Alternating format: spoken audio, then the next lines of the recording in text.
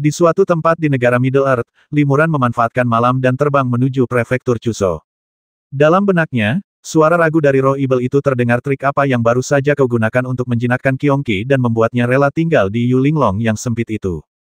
Belum lama ini, Limuran tiba-tiba mengisolasi pikiran spiritual jiwa Ibel.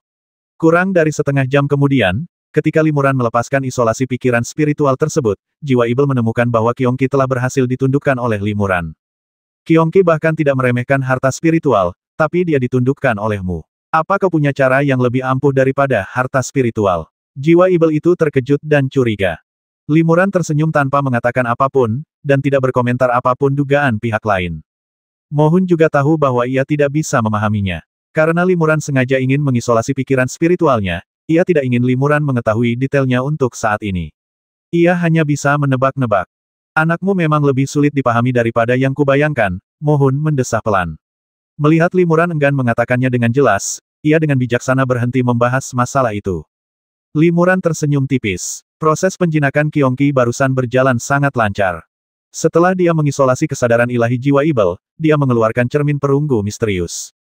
Cermin perunggu ini mungkin tampak sepele, tetapi sebenarnya merupakan harta karun dengan kekuatan luar biasa. Kedatangan Limuran ke dunia ini, aktivasi cahaya ilahi, dan penciptaan jimatnya, semuanya berkaitan dengan cermin ini. Dapat dikatakan bahwa tanpa cermin ini, Limuran tidak akan mampu memulai perjalanan kultivasinya. Benar saja, Qiongqi memiliki mata yang tajam. Ia menatap cermin perunggu di tangan Limuran dengan rasa ingin tahu, dan ekspresinya menjadi sangat hormat. Ketika ia menatap Limuran lagi, aura ganas di dalamnya sangat terkendali, dan ia menjadi jauh lebih jinak. Kemudian, tanpa menunggu perintah Limuran, Qiongqi berubah menjadi cahaya keemasan gelap dan terbang kembali ke Yulinglong di pinggang Limuran. Meskipun Limuran tidak mengetahui asal-muasal cermin perunggu ini, namun sudah jelas bahwa kualitasnya bahkan lebih baik daripada panci pemurnian Ibel Lingbao. Lebih dari 10 tahun kemudian, di suatu tempat di wilayah Ningzu, negara bagian terbesar di bagian barat negara Middle Earth, di dataran tinggi Loes yang terpencil, seorang pria tua berjanggut putih terbang perlahan di udara. Orang tua ini adalah Limuran yang menyamar. Ia mengendalikan kultivasinya dan berubah menjadi seorang tua di tahap awal pengembaraan spiritual. Senior, kami telah mencari di seluruh negeri Middle Earth selama lebih dari 10 tahun. Kami telah menjelajahi 7 atau 8 rerun dewa kuno yang relatif rahasia dan menghadapi banyak bahaya, tetapi tidak ada jejak energi spiritual yang sebenarnya, kata Limuran sambil mendesah. Selama 10 tahun terakhir, Limuran merahasiakan identitasnya, terus-menerus mengubah penampilannya, dan diam-diam menjelajahi negeri Middle Earth, pergi ke tempat-tempat rahasia untuk mencari energi spiritual sejati. Selama periode ini, ia menghadapi banyak bahaya jika bukan karena metodenya yang luar biasa, ia pasti sudah mati dalam proses pencarian energi spiritual sejati. Jiwa Ibel menghiburnya, meskipun kau tidak memiliki kiroh sejati, kau belum mendapatkan apapun selama bertahun-tahun. Kau tidak hanya membasmi beberapa monster tingkat tinggi dan mendapatkan banyak material monster, tetapi kau juga menemukan banyak harta dan material yang tersisa di rerun dewa kuno yang tadi kenal itu, beberapa di antaranya sangat berharga. Jika kau mencari di beberapa tempat lagi, kau mungkin bisa menemukan kiroh sejati. Limuran mengangguk dan bergumam, aku penasaran apakah Gunung Loes ini benar-benar berisi alam rahasia kuno yang disebutkan oleh senior itu. Pasti ada, kata jiwa Ibel dengan yakin. Lihatlah lereng-lereng Loes di sekitarnya. Hampir tak ada rumput yang tumbuh di sana, tempat ini bagaikan gurun tandus. Namun, di pinggiran Gunung Loes, terdapat padang hijau yang subur. Ini karena perang besar pernah terjadi di sini pada zaman dahulu. Para kultivator tingkat tinggi yang bertempur pada masa itu menggunakan kekuatan magis yang tak terbayangkan dan menantang surga untuk memusnahkan semua kehidupan di sini. Oleh karena itu, hingga hari ini, tempat ini tetap menjadi gunung tandus. Alam rahasia yang terbentuk oleh perang itu berada di dalamnya, tersegel oleh kekuatan ruang, membuatnya tak dikenal oleh orang biasa. Begitu, kata Limuran tiba-tiba, ini agak mirip dengan gunung berapi dan lembah 10.000 pedang yang kita kunjungi sebelumnya. Keduanya merupakan lingkungan khusus peninggalan para kultivator kuno yang menggunakan kekuatan magis mereka yang luar biasa. Namun, vitalitas langit dan bumi di pegunungan Loes ini sangat tipis, dan tanahnya tandus. Baik kultivator maupun manusia biasa tidak akan datang ke sini, jadi tempat ini sangat terpencil dan sulit untuk diperhatikan. Jika bukan karena bimbingan senior, saya tidak akan pernah menyangka ada misteri seperti itu di pegunungan Loes kecil ini. Setelah Limuran terbang perlahan dalam jarak tertentu di pegunungan Loes, wajahnya tiba-tiba berubah sedikit dan dia tampak terkejut. Hei, ternyata ada seorang kultivator di depan, kata Limuran terkejut. Energi langit dan bumi di sini sangat tipis, bagaimana mungkin seorang kultivator bisa datang ke sini? Apakah dia juga menuju alam rahasia bumi kuning? Ayo kita cari tahu. Limuran merasakan bahwa kultivasi pria itu tidak tinggi, ia hanya berada di tahap akhir Qi dan Meridian, dan tidak menimbulkan ancaman baginya. Tak lama kemudian, Limuran menyusul pria di depannya, seorang pria muda berusia awal 20-an. Pemuda itu terbang perlahan di ketinggian rendah dengan instrumen ajaib berbentuk daun. Ketika melihat Limuran, ia buru-buru membungkuk hormat dan berkata, "Junior memberi salam, senior. Saya ingin tahu apa yang ingin Anda sampaikan." Limuran terbatuk pelan dan berkata dengan nada yang sangat kuno, "Aku hanya lewat di sini, tapi vitalitas langit dan bumi di sini sangat tipis, jadi seharusnya tempat ini tidak cocok untuk berkultivasi. Kenapa kau di sini?" Pemuda itu menjawab, "Senior, tempat ini terpencil dan sunyi, jarang dikunjungi manusia biasa, jadi ada pasar kecil di sini yang bernama Pasar Tanah Kuning. Saya berencana untuk pergi ke sana." Ternyata ada kota pasar. Limuran bahkan lebih terkejut lagi, tetapi setelah dipikir-pikir lagi, masuk akal untuk mengatur kota pasar untuk membudidayakan makhluk abadi di tempat terpencil yang jauh dari manusia biasa. "Saya juga ingin pergi ke pasar, tolong tunjukkan jalannya," kata Limuran. "Ya, kota pasar itu jauh di pegunungan Loes di depan. Kau akan bisa melihatnya dalam waktu setengah jam," kata pemuda itu. Limuran dengan santai melemparkan batu roh tingkat menengah ke pihak lain, lalu terbang ke depan. Tidak lama kemudian, indera kedewaan yang dilepaskannya merasakan kehadiran banyak aura, dan setelah beberapa saat, ia terbang ke kota pasar. Pasar ini kecil, terutama menyasar para kultivator di tahap Qi dan Meridian. Sedangkan untuk kultivator di tahap Senyu, jumlahnya sangat sedikit. Setelah Limuran muncul di pasar, tingkat kultivasinya yang luar biasa dalam tahap awal pengembaraan spiritual segera menarik perhatian semua orang. Semua orang bersikap sangat hormat. Ketika melihatnya mendekat, mereka membungkuk dan minggir. Baru setelah dia lewat, mereka melanjutkan berdagang atau berjalan-jalan. Limuran pun menanggapinya dengan tenang. Saat masih menjadi murid di tahap Qimei, ia pun bersikap serupa ketika bertemu dengan seorang guru di tahap Senyu di pasar. Limuran berkeliling pasar. Tentu saja, harta karun yang dijual di sana tidak menarik perhatiannya, tetapi ia membeli beberapa buku tentang adat istiadat setempat dan kisah-kisah aneh, untuk mencari petunjuk dari buku-buku tersebut. Setelah itu, Limuran meninggalkan kota pasar dan melanjutkan penjelajahan Gunung Loes. Tidak ada yang mencurigakan tentang pasar ini, mungkin ini hanya pasar biasa. Limuran meletakkan slip giok dan berkata lembut, sedangkan untuk buku-buku kuno ini, tidak ada satupun yang menyebutkan alam rahasia Loes sama sekali, dan kita tidak tahu apapun tentang asal-usul pegunungan Loes ini. Ini wajar. Alam rahasia Loes ini adalah salah satu peninggalan kuno yang paling rahasia, jadi wajar saja jika tidak ada yang tahu. Mungkin belum pernah dikembangkan. Kalau begitu, kemungkinan kau menemukan energi spiritual sejati lebih tinggi, kata jiwa Ibel. Limuran mengangguk dan terus mengamati lingkungan sekitar dengan hati-hati. Dia juga mengeluarkan kompas hitam, yang dapat merasakan kekuatan segel luar angkasa dan sangat sensitif. Setelah bertanya beberapa lama, tiba-tiba cahaya putih menyala di kompas. Limuran langsung bersemangat. Meskipun cahaya putih itu hanya berkedip sesaat, itu sudah cukup untuk menunjukkan bahwa ada kekuatan penyegel ruang di dekatnya. Namun, segel ini adalah benda tak kasat mata. Segel itu harus dipaksa muncul terlebih dahulu, lalu dihancurkan sebelum memasuki alam rahasia Loes yang sesungguhnya. Ini dia. Limuran menyimpan kompasnya dan menatap kehampaan di sekitarnya. Tampaknya tidak ada apa-apa di sini, dan vitalitas langit dan bumi relatif tipis, tetapi ada kekuatan penyegel tak terlihat yang menghalangi alam rahasia Loes. Kekuatan penyegelan tak kasat mata ini sangat sulit dideteksi. Belum lagi para kultivator tingkat rendah di sini, bahkan jika seorang kultivator tubuh sejati lewat di sini, akan sulit untuk mendeteksi adanya kelainan. Namun, karena Limuran tahu ada misteri di sini, dia dapat mencoba membuat kekuatan penyegelan muncul. Limuran menyapu pikirannya dan memastikan bahwa tidak ada kultivator tingkat rendah lain di sekitarnya, jadi dia memanggil tongkat Kanglong dan juga merangsang garis keturunan kilin di tubuhnya.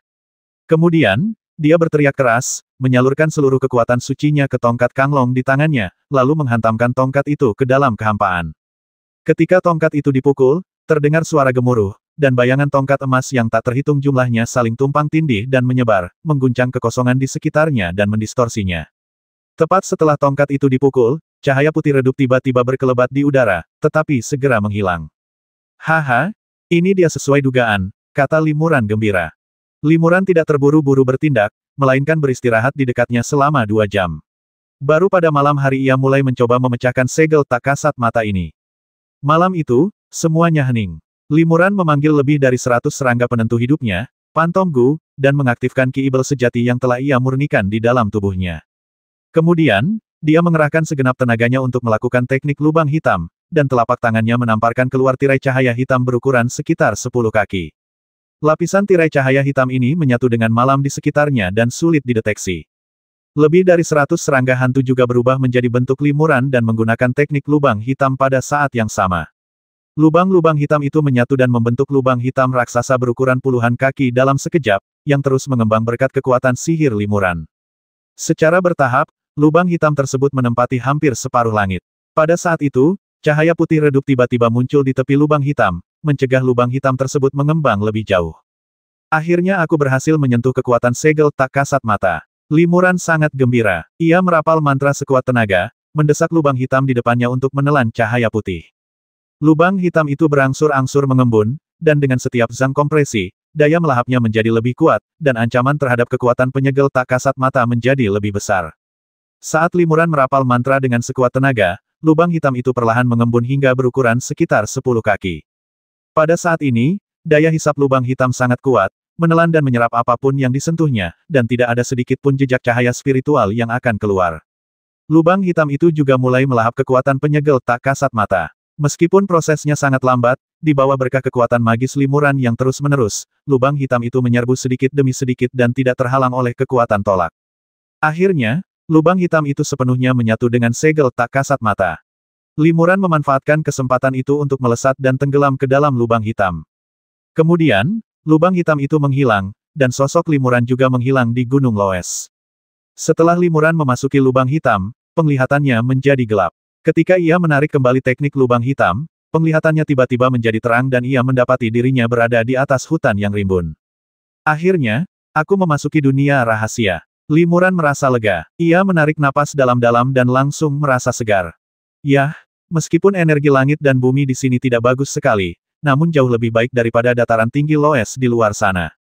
Kultivator tingkat tinggi dapat menyerap dan mengembuskan energi surgawi dalam jumlah besar setiap kali bernapas, bahkan melampaui kultivator tingkat rendah yang berlatih selama berhari-hari.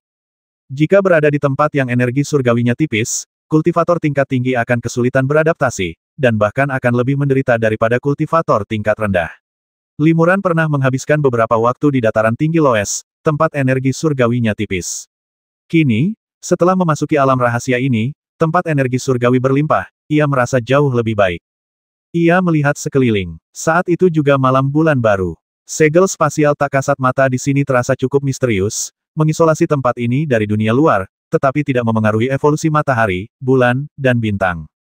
Limuran perlahan terbang ke ketinggian dan melihat ke kejauhan. Mengandalkan kekuatan misterius teknik murid gelap, Limuran dapat melihat pemandangan yang jauh. Sosoknya adalah hutan yang luas. Di sebelah kiri hutan terdapat danau dan lahan basah yang tak terhitung jumlahnya, baik besar maupun kecil. Di sebelah kanan hutan terdapat padang yang relatif datar. Limuran melirik ke lapangan dan ekspresinya tiba-tiba berubah. Ada orang yang tinggal di sini. Meskipun ia tidak melihat sosok manusia, ia melihat hamparan sawah spiritual yang tertata rapi, juga beberapa ladang bunga dan kebun obat spiritual. Tempat-tempat ini ditata dengan sangat rapi dan teratur, dan jelas ditanami oleh manusia. Setelah diamati lebih dekat, memang ada beberapa rumah tersebar di ladang itu, yang seharusnya merupakan tempat tinggal pemilik tempat ini. Meskipun bangunan-bangunan ini tidak terlalu megah, namun jumlahnya cukup banyak, yang menunjukkan bahwa ada cukup banyak orang yang tinggal di sini. Sebenarnya ada sekelompok orang yang tinggal di sini.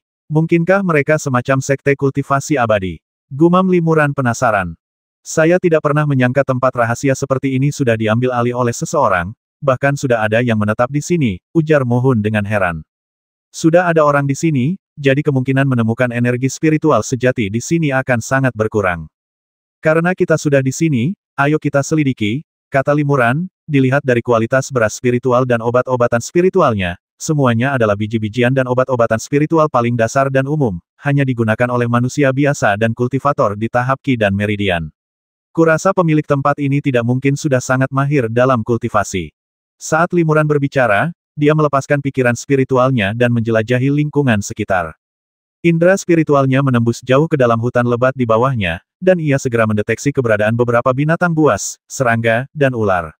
Mengenai monster, memang ada beberapa, tetapi semuanya monster level 1 dan 2, dan semuanya adalah kelinci dan tikus yang relatif jinak, dan sama sekali tidak mengancam. Limuran terbang di atas hutan lebat dan terbang menuju ladang yang jauh. Saat itu sudah larut malam, dan kebanyakan orang di sini sudah tidur. Namun, Limuran melihat seorang petani bunga berusia 50-an atau 60-an di ladang bunga. Petani bunga ini juga memancarkan riak energi vital yang samar. Kultivasinya tidak tinggi, hanya di tahap tengah saluran Qi. Ia memanfaatkan cahaya bulan untuk mengumpulkan embun bunga kingling. Embun ini merupakan bahan umum untuk menyeduh tes spiritual dan memurnikan ramuan. Bahkan bagi manusia biasa, meminum embun ini dapat mengusir nyamuk dan serangga, serta memperpanjang umur. Limuran mengamati taman bunga dan mendapati bahwa bunga kingling ini telah mekar selama lebih dari 7 hari dan masa berbunga akan segera berakhir, sehingga para petani bunga harus memanfaatkan malam untuk mengumpulkan embun bunga terakhir, yang disebut embun bunga terakhir. Embun bunga kingling terakhir paling baik dipetik setelah melihat sinar matahari pertama saat fajar, kata Limuran sambil tersenyum. Itu tidak akan berhasil, kata si petani bunga tanpa mendongak. Begitu matahari terbit, bunganya akan layu. Aku khawatir sudah terlambat untuk mengumpulkan embunnya. Limuran berkata, meskipun begitu, jika Anda bertindak cukup cepat, Anda masih bisa mengumpulkan embun bunga berkualitas tinggi. Embun bunga yang telah melihat sinar matahari terakhir ini bukanlah embun bunga biasa, melainkan embun yang hua. Nilai dan khasiatnya jauh melampaui embun bunga biasa. Setelah Limuran mengatakan ini, dia tiba-tiba merasa seolah-olah kembali ke masa ketika dia menjadi penanam bunga di desa obat. Petani bunga itu tertegun, mengangkat kepalanya, berbalik dan melihat ke belakangnya, hanya untuk menemukan bahwa lelaki tua berjanggut putih, yang menyamar sebagai Limuran, sedang melayang tinggi di udara. Ah, apakah dia kultivator abadi tingkat tinggi yang diundang oleh ketua klan untuk menyelamatkan kita? Tanya petani bunga itu dengan gembira. Limuran tertegun sejenak, lalu berkata, saya memang seorang kultivator tingkat tinggi, tetapi saya belum pernah bertemu dengan pemimpin klan yang Anda sebutkan. Saya ingin meminta Anda untuk memperkenalkan saya kepadanya. Ya, senior yang mengundang Anda, kata petani bunga itu dengan cepat dan hormat. Ia meletakkan pekerjaannya dan hendak membawa Limuran ke desa yang jaraknya lebih dari 10 mil. Tidak usah terburu-buru, kata Limuran sambil tersenyum, kenapa mengganggu mimpi indahku larut malam begini? Kenapa tidak menunggu sampai kau selesai mengumpulkan embun bunga ini lalu pergi menemui ketua klan yang kau sebutkan saat fajar? Tidak akan terlalu larut. Kau juga bisa menjelaskan situasi di sini kepadaku. Tempat ini terisolasi dari dunia luar, seperti surga. Kapan kau menetap di sini? Petani bunga itu berkata dengan hormat, senior, klan saya telah tinggal di sini selama lebih dari 1000 tahun. Lebih dari 1000 tahun yang lalu, seorang leluhur klan kami, yang juga seorang kultivator tingkat tinggi dengan kekuatan magis yang luar biasa, secara tidak sengaja menemukan alam rahasia ini dan sedang diburu oleh musuh-musuhnya. Ia khawatir setelah kematiannya, seluruh klan akan dibasmi oleh musuh-musuhnya, jadi ia memimpin seluruh klan untuk bermigrasi dan menetap di sini. Kami menjalani kehidupan yang sangat nyaman di sini dan tidak berniat pergi. Namun, 200 tahun yang lalu, roh jahat yang mengerikan tiba-tiba muncul di sini. Meskipun ada beberapa kultivator di klan kami, kultivasi dan kekuatan magis mereka tidak terlalu kuat. Mereka tidak mampu menaklukkan roh jahat itu dan malah dikendalikan dan diancam olehnya. Roh jahat itu sangat kejam. Dia bahkan memerintahkan kami untuk mengirimkan sepasang kultivator abadi yang mempertahankan tubuh yang primordial dan yin primordial mereka sebagai persembahan setiap tahun. Kudengar setiap kali persembahan diberikan, mereka dihisap hidup-hidup olehnya. 1 pasang per tahun sudah cukup, pemimpin klan masih mampu. Namun, dalam beberapa tahun terakhir, roh jahat itu menjadi semakin agresif, dan bahkan telah meningkatkan tuntutannya 100 kali lipat. Setiap tahun, ia menuntut 100 pasang kultivator abadi sebagai korban. Jika itu belum cukup, ia akan melahap anggota klan yang telah mempraktikkan ilmu abadi. Ketua klan tak tahan lagi dengan hal ini, jadi ia memutuskan untuk meminta bantuan seorang guru untuk mengusir roh jahat ini. Kurasa senior itu seorang guru. Limuran tertawa dan berkata, bagaimana kau bisa tahu kalau aku seorang master dan bukan kultivator biasa tingkat rendah? Dengan tingkat kultivasimu, aku khawatir kau tidak bisa melihat tingkat kultivasiku yang sebenarnya. Petani bunga itu berkata, kultivator tingkat rendah seperti kami mungkin tahu sihir, tetapi kami tidak bisa melayang di udara. Sekalipun kami ingin terbang, kami harus mengerahkan seluruh kekuatan kami. Ada banyak kultivator seperti itu di klan kami. Namun, sang guru abadi melayang tanpa angin, tanpa tanda-tanda mengerahkan upaya apapun. Inilah yang digambarkan oleh pemimpin klan dan yang lainnya sebagai kultivator tingkat tinggi. Limuran tersenyum tipis, berpikir dalam hati, sepertinya sebagian besar kultivator di sini berada di tahap Qi dan Meridian, dan bahkan yang berada di tahap Senyu pun tidak banyak. Roh jahat itu benar-benar mengancam mereka untuk melakukan sesuatu deminya, jadi mungkin kekuatannya tidak terlalu kuat. Limuran menanyakan beberapa pertanyaan lagi tentang roh jahat itu, tetapi petani bunga itu tidak tahu banyak. Tampaknya petani bunga itu berstatus rendah dan pengetahuannya terbatas. Tak lama kemudian, langit berangsur-angsur cerah, dan sinar matahari pertama pun muncul. Bunga-bunga kingling di hamparan bunga, setelah melihat sinar matahari, melepaskan sisa saripatinya, langsung memenuhi hamparan bunga dengan aroma yang kaya dan menyegarkan. Namun, di saat yang sama, bunga-bunga kingling ini layu dengan cepat dan akan segera mati. Waktunya telah tiba. Limuran tiba-tiba mengayunkan lengan bajunya, dan angin bertiup kencang, tepat untuk meniup semua embun dari bunga-bunga yang tak terhitung jumlahnya, terbang ke udara, seperti tetesan hujan. Embun bunga tersebut digulung menjadi bola oleh angin, membentuk bola cair seukuran kepalan tangan, yang kemudian terbang ke dalam botol kecil berisi embun bunga di tangan petani bunga. Ini embun yang hua, embun bunga terbaik. Jangan sampai tertukar dengan embun bunga lainnya, kata Limuran sambil tersenyum. Terima kasih, senior, kata petani bunga itu, terkejut sekaligus gembira. Senior, Anda memang sangat kuat. Bahkan jika ketua klan sendiri yang melakukan jurus ini, ia tidak akan bisa melakukannya semudah dan semulus Anda. Embun bunganya sudah terkumpul, jadi bawalah aku menemui ketua klan. Jika roh jahat itu tidak terlalu kuat, bukan tidak mungkin aku bisa mengusirnya untukmu, kata Limuran ringan. Petani bunga itu sangat gembira dan bergegas memimpin jalan, membawa Limuran ke desa. Ada lebih dari 1000 orang yang tinggal di surga ini. Kecuali beberapa orang dengan temperamen aneh yang tinggal di daerah terpencil, sebagian besar penduduk tinggal di desa dekat ladang ini. Limuran melepaskan pikiran spiritualnya sepanjang jalan dan dapat dengan jelas merasakan napas orang-orang di desa. Ia mendapati bahwa sejumlah kecil penduduk desa telah berlatih seni bela diri, tetapi sebagian besar dari mereka berada pada tahap Qi dan Meridian, dan hanya segelintir yang telah mencapai tahap Senyu. Petani bunga membawa Limuran ke paviliun 3 lantai di desa dan berkata, ini adalah kediaman pemimpin klan. Di luar paviliun ini, ada lapisan perisai cahaya spiritual yang redup, yang jelas menunjukkan bahwa beberapa jenis pembatasan formasi telah diaktifkan. Namun, pembatasan ini tidak ada gunanya bagi Limuran. Indra spiritualnya dengan mudah menembus batasan tersebut. Bukan karena Limuran ingin melakukannya dengan paksa, tetapi indra spiritualnya terlalu kuat, dan batasannya terlalu lemah, sehingga Limuran melepaskan indra spiritualnya seperti biasa dan menembusnya.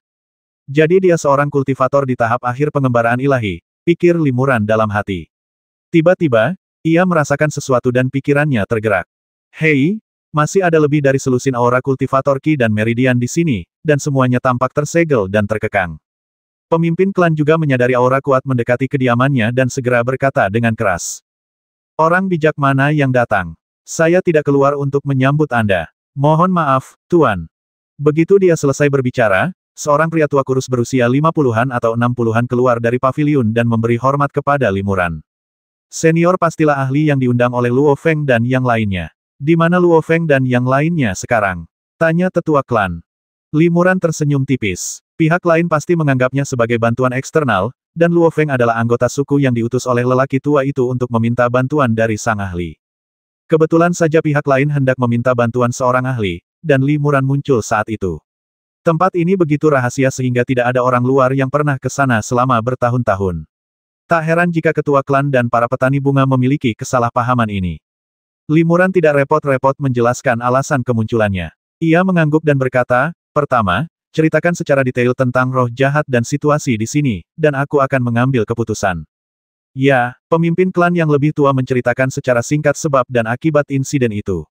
Kecuali detail yang lebih detail, ceritanya persis sama dengan yang dikatakan petani bunga. Begitu, Limuran mengangguk, lalu tiba-tiba sudut mulutnya sedikit melengkung saat ia berkata, para murid rendahan yang kau penjarakan di gua itu semuanya ditangkap sebagai persembahan bagi roh-roh jahat, kan? Wajah pemimpin klan yang lebih tua berubah drastis setelah mendengar ini. Ia terkejut dan ketakutan, tetapi ia segera menenangkan diri dan berkata, senior memang sangat pintar. Aku menyembunyikan orang-orang itu di ruang rahasia dan memasang segel isolasi yang kuat. Namun, kau berhasil mendeteksi mereka melalui indera keilahianmu. Aku sangat terkesan. Sejujurnya, pasar tanah kuning di luar itu sebenarnya saya dirikan secara diam-diam. Tujuan saya mendirikan pasar ini adalah untuk menarik para kultivator tingkat rendah dari daerah sekitar, sehingga saya bisa menangkap beberapa kultivator penyendiri dan menggunakan mereka sebagai tumbal bagi roh-roh jahat. Awalnya, hanya satu pasang kurban yang diwajibkan setiap tahun, jadi menyelesaikan tugas ini tidaklah sulit dan tidak akan menarik perhatian. Hanya saja, Metode yang digunakan agak licik. Namun, baru-baru ini, roh jahat tiba-tiba menuntut 100 pasang kurban. Jika kita melakukan itu, niscaya akan membuat para murid tingkat rendah di pasar Tanah Kuning waspada. Tak seorang pun akan berani datang ke pasar Tanah Kuning, dan roh jahat itu akan mengalihkan fokusnya ke klan kita, membuat klan kita tak berdaya. Setelah mempertimbangkan dengan saksama, saya khawatir satu-satunya pilihan yang tersisa adalah melawan ajaran leluhur kita dan meminta bantuan orang luar. Senior, jika Anda dapat membantu kami membasmi roh jahat itu, kami dapat mempersembahkan harta apapun di sini sebagai tanda terima kasih kami. Namun, mohon jangan ungkapkan rahasia alam rahasia ini, agar kami dapat memiliki tempat peristirahatan yang terpencil. Tentu saja, jika Anda berkenan membawa orang-orang Anda ke tempat ini, kami akan dengan senang hati melakukannya, dan kami pasti akan hidup damai bersama Anda. Li Muran mengangguk. Ia sudah menduga pasar Loes hanyalah kedok. Kini setelah pihak lain berinisiatif menjelaskan semuanya dan mengungkap konspirasinya, ia tampak cukup tulus. Petani bunga yang berdiri di sana juga tampak malu. Rupanya, semua orang di klan tahu sampai batas tertentu bahwa pemimpin klan menangkap biksu dari luar sebagai tumbal untuk melindungi anggota klan. Praktik ini jelas tidak adil, tetapi merupakan upaya terakhir untuk bertahan hidup. Li Muran sudah terbiasa dengan taktik-taktik tercela seperti itu. Di dunia kultivasi abadi, praktik-praktik yang lebih jahat pun berlimpah, jadi tidak mengherankan.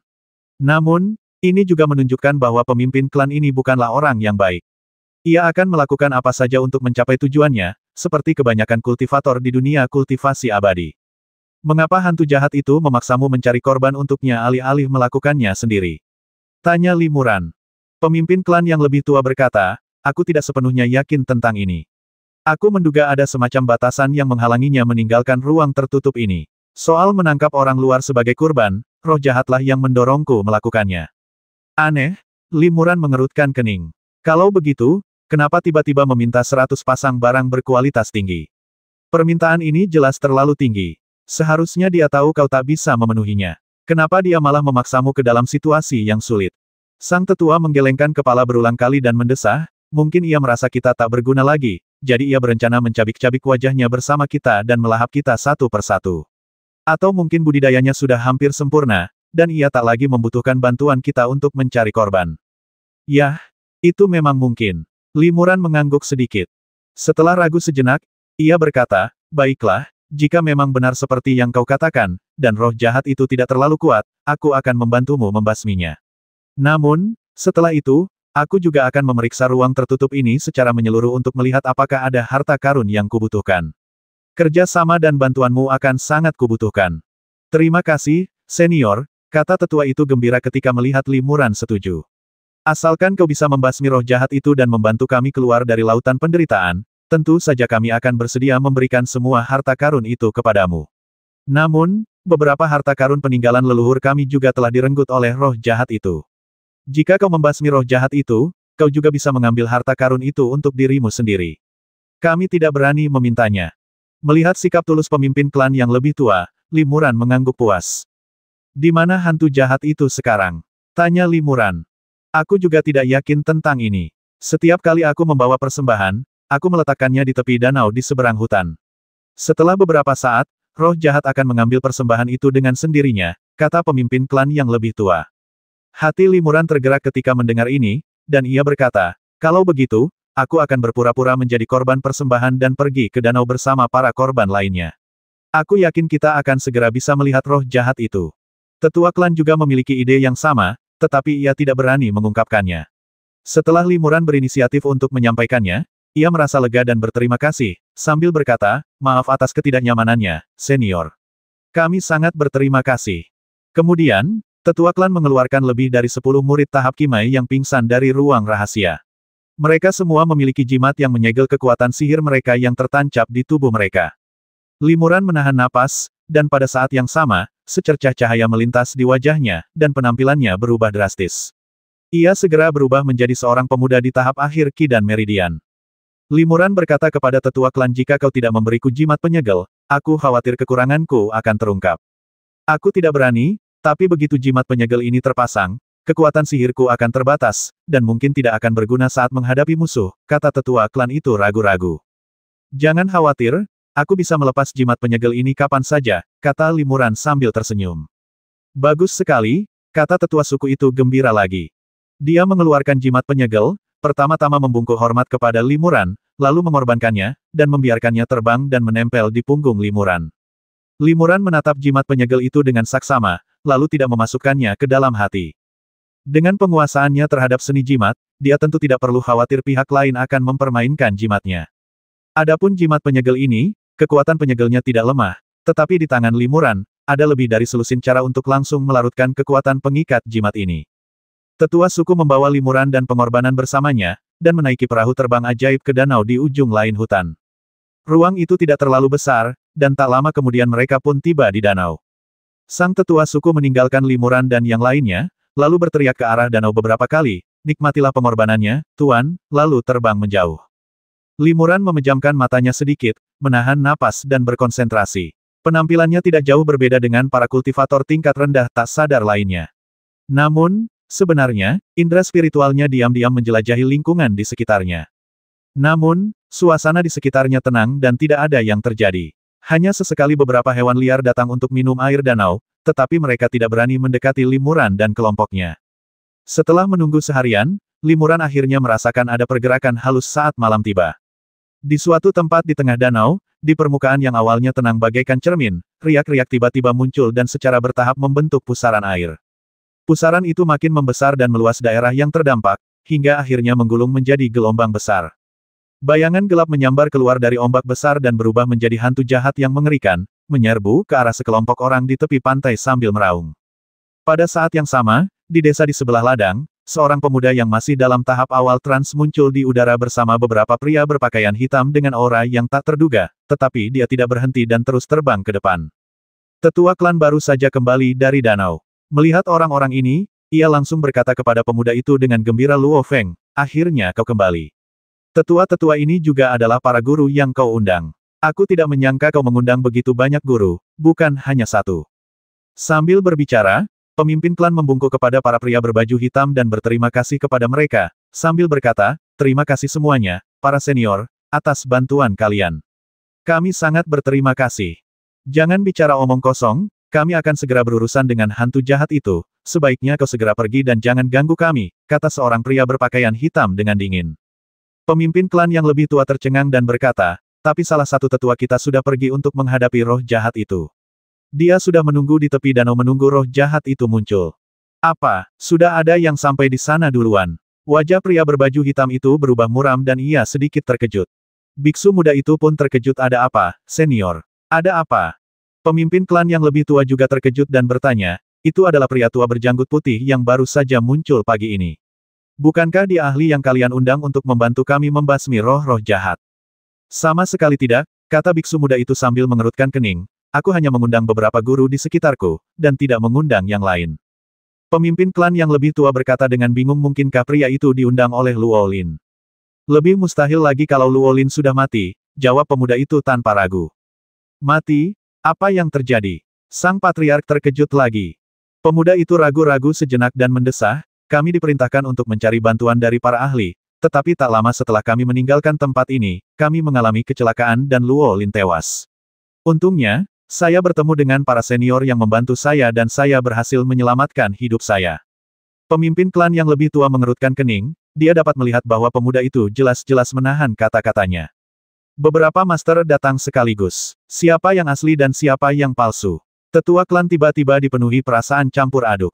"Berhenti bicara omong kosong dan pergilah cari roh jahat itu," desak seorang pria berpakaian hitam dengan cemas. "Baik." Biksu muda Luo Feng menyetujui, dan segera terbang menuju danau bersama orang-orang berpakaian hitam. Pemimpin klan yang lebih tua diam-diam terkejut. Mengapa para senior berpakaian hitam dengan tingkat kultivasi yang sangat tinggi ini justru lebih bersemangat mencari roh jahat daripada mereka? Orang tua itu tidak dapat menahan perasaan sedikit curiga ketika melihat sosok-sosok itu berubah menjadi beberapa garis cahaya dan menghilang di langit malam. Roh jahat yang terbang keluar dari danau hendak menerkam korban di tepi pantai, tetapi ketika sudah setengah jalan, tiba-tiba berhenti. Roh jahat itu, yang diselimuti energi hitam, berubah menjadi sosok humanoid kekar. Ia bertanya kepada korban di bawahnya, "Siapakah kau, dan mengapa kau menyelinap di antara para kultivator tingkat rendah dan datang ke sini?" Limuran sedikit tertegun. Pihak lain bertanya kepadanya, jelas-jelas menyadari kepalsuan yang ia tutupi. "Ah!" seru roh ibel itu, tampak lebih terkejut daripada Limuran. Senior, apakah Anda menemukan sesuatu? Limuran bertanya dengan sebuah ide di benaknya. Tidak ada, desah jiwa Ibel itu pelan, aku punya gambaran samar tentang wujud manusia roh jahat ini yang telah berubah. Sepertinya dia teman lama. Teman lama, Limuran terkejut dan bertanya, apakah dia musuh atau temanmu, senior? Aku juga tidak yakin. Ingatanku saat itu belum sepenuhnya pulih, kata Mo Hun perlahan. Dari sini, sepertinya itu juga sisa jiwa kuno. Pantas saja ia bisa melihat menembus persembunyianku, kata Limuran dalam hati. Karena rencananya telah diketahui pihak lain, Limuran hanya menghela napas, lalu mengulurkan jarinya untuk merapal mantra misterius, yang berubah menjadi seberkas api dan mengenai jimat penyegel di belakangnya. Jimat itu langsung berubah menjadi bola api lalu terbakar menjadi abu. Limuran melayang ke udara, terbang di depan roh jahat itu, dan bertanya, dari mana asalmu? Mengapa kau di sini? Ia pun melihat bahwa hantu jahat itu sangat cerdas dan bukan hantu jahat biasa yang tidak tahu apa-apa dan hanya tahu cara melahap darah. Sepertinya kau bukan orang yang kucari, kata roh jahat itu dingin. Tapi karena aku sudah bertemu denganmu, itu karena nasib burukmu sendiri. Sepertinya kau telah berlatih teknik pemurnian tubuh, dan pada tingkat yang tinggi. Aku bisa menggunakan esensi dan darahmu yang luar biasa untuk mempercepat kelahiran kembaliku. Setelah hantu jahat itu selesai berbicara, dia tertawa jahat dan berubah menjadi bola gas hitam dan menerkam ke arah Limuran. Gas hitam itu berevolusi dan berubah menjadi wajah hantu raksasa berwajah merah dan bertaring. Ia membuka mulutnya yang berdarah, berukuran sekitar 70 atau 8 kaki, dan meludahkan lidah panjang berdarah, berniat menelan Limuran dalam sekali teguk. Sebelum roh jahat itu mendekat, aura suram menyelimuti Limuran. Tiba-tiba, hembusan angin dingin berhembus, membuat orang-orang menggigil. Bahkan kekuatan sihirnya sendiri terasa sangat terbatas. Darah di tubuhnya pun seakan mengalir keluar tanpa kendali. Menghadapi tubuh hantu ini, baik menggunakan panah bintang sihir yang sangat tajam maupun sihir pemurnian tubuh yang tak terbatas, sulit untuk menjadi ancaman baginya. Setelah ditelan oleh mulutnya yang berdarah, kekuatan sihir seseorang akan tersegel dan darah serta esensi tubuhnya akan dilahap secara bertahap. Limuran tidak panik. Ia membuka mulutnya dan memanggil senjata ajaib penyelamat nyawanya, pedang pemburu dan penjamret jiwa. Ketika hantu jahat itu melihat pisau itu, ia menunjukkan rasa jijik. Tubuh hantunya sama sekali tidak takut terhadap serangan pedang dan senjata magis lainnya. Limuran menebas dengan pedangnya, dan cahaya pedang berbentuk bulan sabit keluar dan mengenai wajah hantu itu. Hantu jahat itu dengan mudah terpotong menjadi dua oleh cahaya pisau, tetapi setelah cahaya pisau itu lewat, kedua bagian wajah hantu itu menyatu lagi, dan kerusakan yang dideritanya hampir tidak berarti. Tepat saat hantu jahat itu merasa bangga, sebuah bayangan tiba-tiba terbang keluar dari cahaya pisau, dan bayangan itu berubah menjadi wajah hantu, menggigit hantu jahat itu. Sebenarnya ada roh pendendam sebagai roh senjata itu. Hantu jahat itu terkejut. Roh pendendam ini juga bertransformasi dari jiwa yang tersisa dan kebencian terhadap ketiadaan. Roh itu sangat mirip dengan esensi tubuh hantunya, dan mereka dapat saling melahap. Dua wajah hantu yang berubah dari roh pendendam dan hantu jahat saling menggigit dan melahap satu sama lain dalam pertarungan sengit. Tiba-tiba, Limuran menutup matanya sedikit, dan sebuah panah putih melesat dari antara alisnya dan mengenai hantu jahat itu. Ah! Teriak hantu jahat itu, jelas-jelas telah menderita kerugian besar. Roh pendendam itu memanfaatkan kesempatan itu untuk menerkam dan melahap tubuh hantu jahat itu. Hantu jahat itu tiba-tiba menjadi sangat cemas. Dengan kekuatannya, ia tidak takut pada roh pendendam itu. Namun, Limuran mampu menggunakan kekuatan magis panah yang diubah oleh pikirannya untuk membantunya. Hal ini langsung membuat hantu jahat itu terpuruk. Setelah hantu jahat itu menderita kekalahan, ia tiba-tiba membuka mulutnya dan menyemburkan energi Ibel yang istimewa dan sangat murni, yang kemudian berubah menjadi lapisan cahaya Ibel redup yang menyelimuti seluruh tubuhnya. Roh-roh pendendam itu terhalang oleh cahaya Ibel tersebut dan tidak dapat mendekati hantu jahat itu sama sekali, juga tidak dapat melahap tubuhnya. Terlebih lagi, cahaya ajaib itu menyelimuti roh pendendam itu dan menjebaknya dalam perisai cahaya ajaib yang besar, membuatnya tidak dapat melarikan diri. Limuran terkejut. Ia sangat mengenal roh jahat yang dikeluarkan roh jahat itu. Itu adalah roh jahat sungguhan. Hantu jahat ini memang Ibel besar dari zaman kuno. Meski hanya setitik jiwa, ia juga mengandung aura Ibel sejati, gumam Limuran dalam hati. Limuran mengaktifkan energi sejati dalam tubuhnya tanpa berpikir dan segera melepaskan energi Ibel sejati. Dalam sekejap, energi Ibel melonjak di sekitar Limuran. Dengan satu tepukan telapak tangannya, energi Ibel itu berubah menjadi telapak tangan Ibel berukuran sekitar 3 meter, yang menghantam perisai cahaya Ibel yang mengelilingi roh pendendam itu dengan keras. Bang perisai cahaya ajaib itu meledak, dan roh pendendam mengambil kesempatan untuk melarikan diri darinya dan kembali ke limuran. Siapa kau? Kau bahkan bisa memurnikan energi ibel sejati. Teriak hantu jahat itu ketakutan. Limuran tidak menjawab, tetapi bertanya jika kamu tidak memberitahuku asal-usulmu, bagaimana kamu bisa mengharapkan aku memberitahumu? Roh jahat itu ragu sejenak. Setelah pertarungan sebelumnya, ia menyadari bahwa ia tampaknya bukan tandingan limuran, jadi ia melembutkan nadanya dan berkata, karena kau juga telah mengembangkan energi ibel sejati, kau juga seorang kultivator ibel. Tidak ada konflik kepentingan antara kau dan aku. Sebaliknya, kita memiliki tujuan yang sama. Tujuan bersama. Limuran sedikit tertegun. Ia tidak memerintahkan roh pendendam itu untuk terus menyerang, melainkan menunggu dan mengamati apa yang dikatakan roh jahat itu. Benar, lanjut roh jahat itu, karena kau seorang kultivator ibel, jika kau berhasil berkultivasi, hasil terbaiknya pasti adalah naik ke alam ibel. Sayangnya, alam ini telah diambil alih oleh alam roh, dan jalan menuju alam ibel pasti sudah hancur bertahun-tahun yang lalu. Hampir mustahil bagi seorang kultivator ibel sepertimu untuk naik ke alam ibel sekarang. Hati limuran tergerak ketika mendengar ini dari nada bicaramu, sepertinya ada cara bagi para pembudidaya ibel sepertiku untuk naik ke alam ibel. Benar sekali, kata roh jahat itu dengan sungguh-sungguh, aku punya cara untuk memperbaiki jalan menuju dunia ibel, yang akan sangat meningkatkan peluang para pembudidaya ibel sepertimu untuk naik ke dunia ibel. Bagaimana aku bisa begitu mudah mempercayai kata-kata aroganmu? Tanya limuran dengan raut wajah curiga. Melihat keraguan limuran, roh jahat itu segera menambahkan, aku bukan orang biasa. Sejujurnya, aku adalah sosok hebat yang berasal dari alam ibel di zaman kuno. Selama kau dan para kultivator sekte ibel lainnya berusaha sebaik mungkin untuk membantuku memulihkan sedikit kultivasiku, aku sepenuhnya mampu membangun kembali jalan menuju alam ibel. Karena kau begitu luar biasa, bagaimana mungkin kau terjebak di tempat ini? Tanya limuran sambil mengerutkan kening.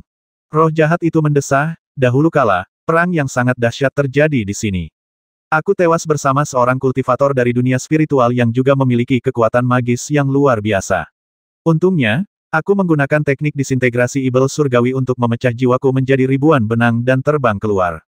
Beberapa jiwaku berhasil selamat. Beberapa jiwa di dalam ruang tertutup ini menyatu membentuk wujud dewa ini saat ini. Aku telah mati-matian mencari cara untuk menembus segel dan mencapai dunia luar, tetapi lebih dari 1000 tahun yang lalu, aku bertemu dengan seorang kultivator yang secara tidak sengaja tersandung ke tempat ini. Ia menggunakan energi roh sejatinya dan harta karun lainnya untuk menekan dan menyegelku. Apa? Wajah limuran tiba-tiba berubah ketika mendengar ini apa yang menekan dan menyegelmu. Roh jahat itu berkata, itu adalah setitik ki roh sejati dan 2 senjata sihir tingkat 6 yang bagus. Senjata-senjata sihir itu memang bagus, tetapi ki roh sejati itu sangat mengekangku, jadi aku terkekang selama bertahun-tahun. Sampai 200 tahun yang lalu, ketika kepala suku para kultivator manusia di sini secara tidak sengaja memicu segel penekan, yang memungkinkanku mengeluarkan ki ibel sejati dan melepaskan diri dari segel itu. Lalu, aku mencoba meninggalkan tempat ini, tetapi dengan tubuh hantuku, sulit untuk menembus segel spasial di sini. Jadi, aku menyusun rencana dan diam-diam mengendalikan seorang kultivator tingkat rendah di sini, menyuruhnya keluar dan memberitahu para kultivator tingkat tinggi dari sekte ibel untuk datang dan membantuku keluar dari kesulitan ini. Ternyata ketua klan mengatur agar anggota klan pergi ke dunia kultivasi abadi untuk meminta bantuan para master, dan kaulah yang diam-diam menghasutnya. Aku yakin di antara anggota klan yang dikirim untuk mengundang para master, pasti ada mata-mata yang kau atur, dan ketua klan mungkin masih dirahasiakan, gumam limuran. Namun, limuran jelas lebih tertarik pada ki roh sejati. Ia mengganti topik pembicaraan dan bertanya, di mana ki roh sejati yang menekanmu saat itu? Roh jahat itu hendak menjawab, tetapi tiba-tiba ekspresinya berubah dan dia melihat ke kejauhan. Limuran juga terkejut dan melihat ke arah itu tanpa sadar. Dia merasakan dalam pikirannya bahwa ada beberapa aura kuat yang terbang ke arah sini di kejauhan. Haha, roh jahat itu tertawa terbahak-bahak, bala bantuan yang kuundang telah tiba. Beberapa saat kemudian, beberapa lelaki berpakaian hitam di tahap fase Dharma tiba di sini bersama seorang biksu muda di tahap pengembaraan ilahi. Melihat roh jahat itu, para pria berpakaian hitam itu membungkuk hormat dan berkata, setelah mendengar latar belakang Anda, guru kami segera mengutus kami ke sini untuk menyambut Anda. Kami juga akan segera datang langsung.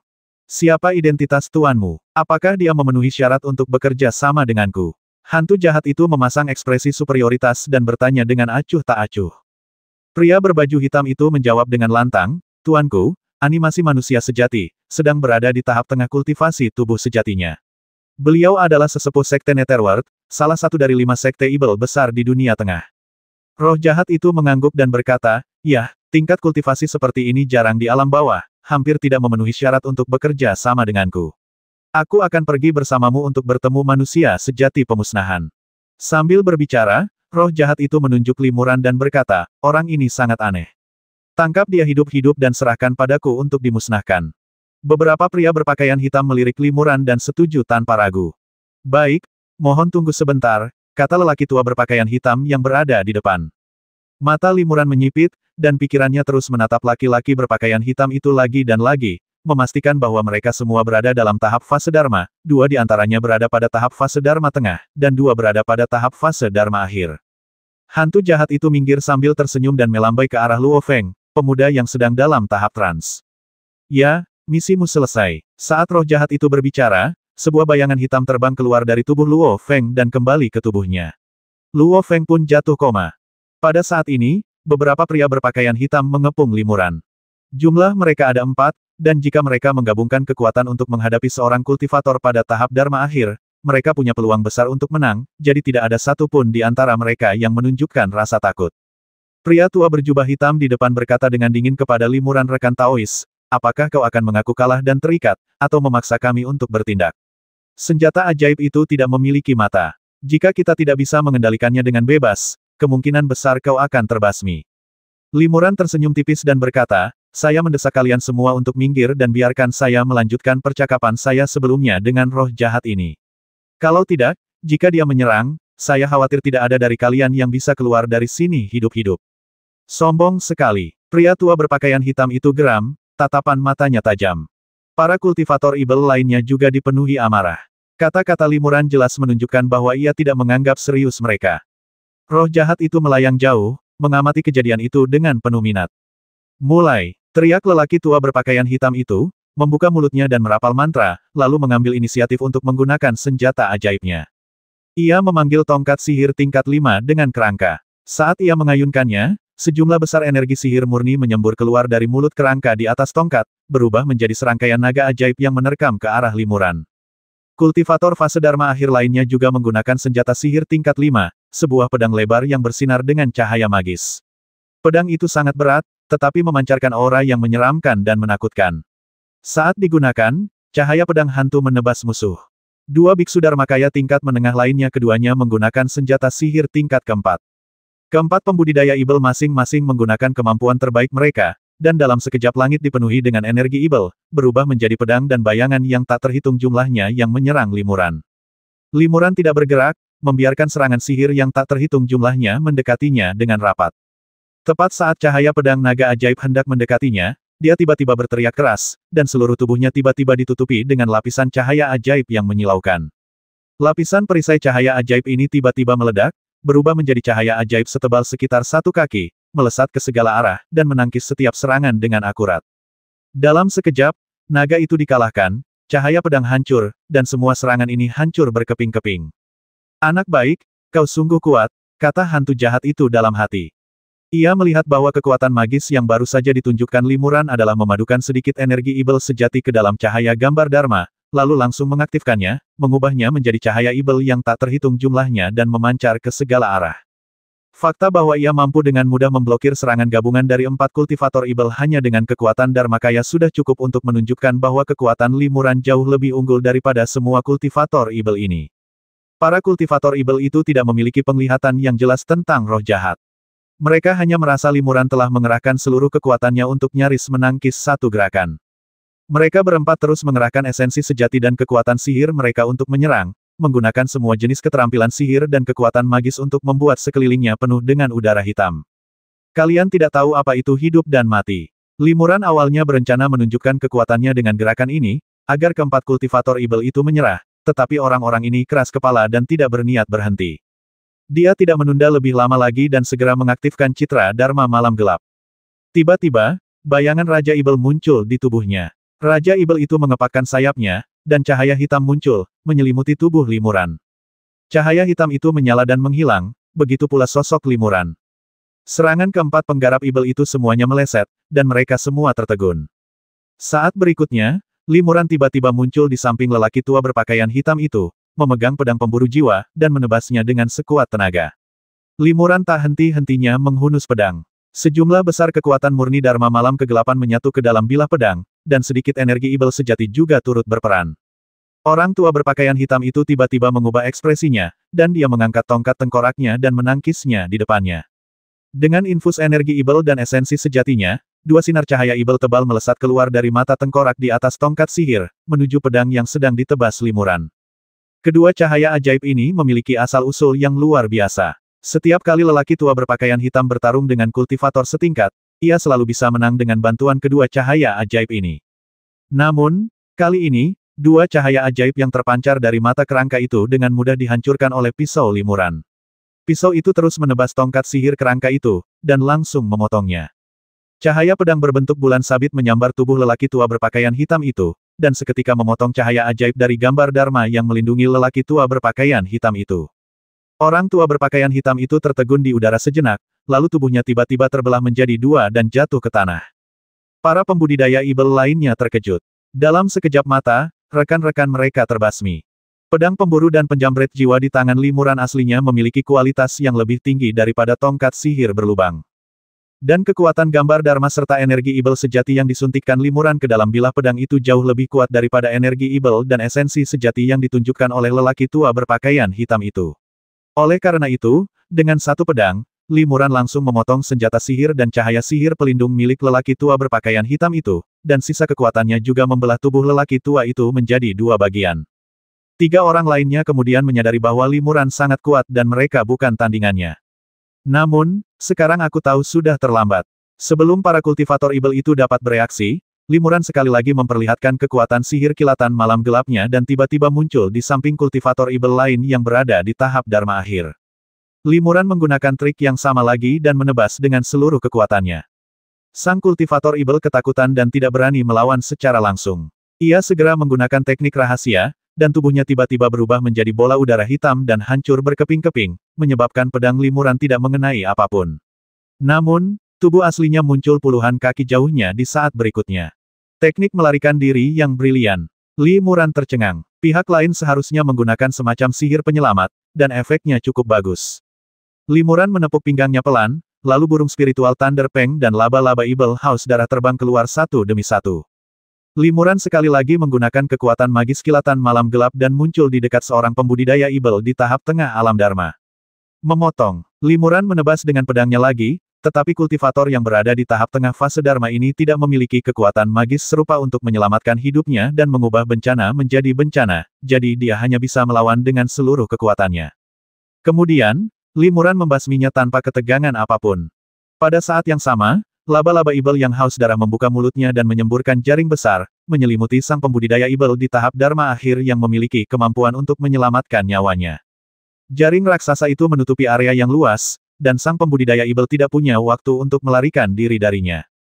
Jaring raksasa itu menyusut dengan cepat, dan sang kultivator Ibel buru-buru mengeluarkan senjata sihir pedang lebarnya dan menebas jaring raksasa itu terus-menerus.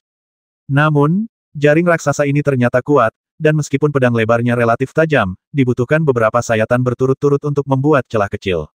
Namun, saat ini, jaring raksasa itu telah menyusut hingga beberapa kaki, memberikan segel sihir yang sangat kuat pada para pembudidaya Ibel di dalamnya. Pada saat yang sama, jaring raksasa itu juga mengeluarkan bau darah yang menyengat. Hanya mencium bau ini saja membuat para pembudidaya Ibel merasa pusing, anggota tubuh mereka lemas, dan kekuatan sihir mereka sangat berkurang. Lebih dari 10 tahun yang lalu, setelah laba-laba Ibel Haus darah melahap boneka daging dan darah, tingkat kultivasinya tidak hanya meningkat satu tingkat, tetapi juga mewarisi racun mayat. Jaring laba-laba yang dimuntahkannya mengandung racun aneh ini. Penggarap Ibel di jaring raksasa itu tidak berdaya melawan. Limuran memanfaatkan kesempatan itu untuk terbang sambil membawa pisau dan membasminya dengan mudah. Hanya dalam 1 atau 2 tarikan napas, 3 dari 4 kultivator Ibel terbasmi. Yang terakhir berada di tingkat tengah Dharmakaya dan merupakan yang terlemah di antara keempatnya. Tentu saja, ia tidak berniat bertarung dan langsung berbalik dan melarikan diri. Pada saat ini, suara jernih tiba-tiba datang dari udara, dan kemudian, disertai dengan suara guntur, busur petir berwarna ungu emas menerobos langit malam dan secara akurat mengenai pembudidaya Ibel. Sang kultivator Ibel menjerit memilukan dan hampir jatuh dari udara. Di bawah busur petir ini, cahaya sihir pelindungnya bagaikan kertas, dan langsung hancur berkeping-keping. Meskipun kultivator ibel itu tidak terbasmi oleh sambaran petir, ia terluka parah. Limuran kemudian menghampirinya dengan kilatan malam yang gelap dan membasminya dengan satu pedang. Roh jahat di lokasi asli guntur ilahi penekan ibel berteriak kaget. Ia melihat dengan jelas bahwa busur petir ungu keemasan itu adalah kekuatan magis burung roh peng petir yang dipanggil limuran. Kekuatan itu sangat menahan energi ibel dan merupakan musuh bebuyutan para pembudidaya ibel, sehingga ia merinding hanya dengan menyebutnya guntur ilahi penekan ibel. Limuran membasmi 4 orang dalam sekejap. Pedang pemburu jiwa berkilauan dengan darah. Pedang ini adalah senjata pembasmi. Setelah berlumuran banyak darah, pedang itu menjadi berkilau dan memancarkan cahaya darah yang pekat. Roh pisau itu, hantu pendendam, memanfaatkan kesempatan itu untuk melahap cahaya darah yang terpancar dari bilah pisau dengan rakus. Cahaya darah itu mengandung banyak roh jahat, yang merupakan obat mujarab bagi hantu pendendam itu. Aku tak menyangka kekuatanmu sekuat ini. Bahkan aku pun tak menyangka, gumam hantu jahat itu. Ada sedikit ketakutan di raut wajahnya saat menatap Lei Peng. Siapa anak ini? Dia telah memurnikan energi ibel sejati dan juga memiliki burung spiritual Thunder Peng yang dapat menyemburkan guntur untuk menekan ibel. Sungguh tak masuk akal, pikir hantu jahat itu dalam hati. Melihat limuran belum menarik kekuatan magisnya setelah membasmi 4 kultivator ibel, melainkan menatapnya dengan penuh nafsu, roh jahat itu merasakan hawa dingin di hatinya. Ia buru-buru berkata, aku bisa menggunakan teknik disintegrasi ibel surgawi. Akan selalu ada jiwa yang tersisa yang bisa lolos. Mustahil bagimu untuk membasmiku sepenuhnya. Lagi pula, sebentar lagi seorang manusia sejati pemusnahan tahap tubuh sejati akan tiba di sini. Sehebat apapun kekuatan magismu, kau hanyalah tahap dharma akhir. Kau takkan sebanding dengan seorang kultivator tahap tubuh sejati. Aku sarankan kau segera meninggalkan tempat ini, jika tidak, jika kultivator tahap tubuh sejati itu tahu kau telah membasmi 4 muridnya, kau akan mati. Limuran mencibir dan berkata, memang tidak mudah untuk membasmimu sepenuhnya tetapi dengan kemampuanku dan kekuatan guntur ilahi penekan ibel, tidak sulit untuk melukaimu dengan parah. Kau sudah menjadi hantu, dan jika aku melukaimu lagi, aku khawatir akan lebih sulit bagimu untuk pulih di masa depan. Wajah hantu jahat itu berubah ketika mendengar ini. Kata-kata limuran tepat sasaran.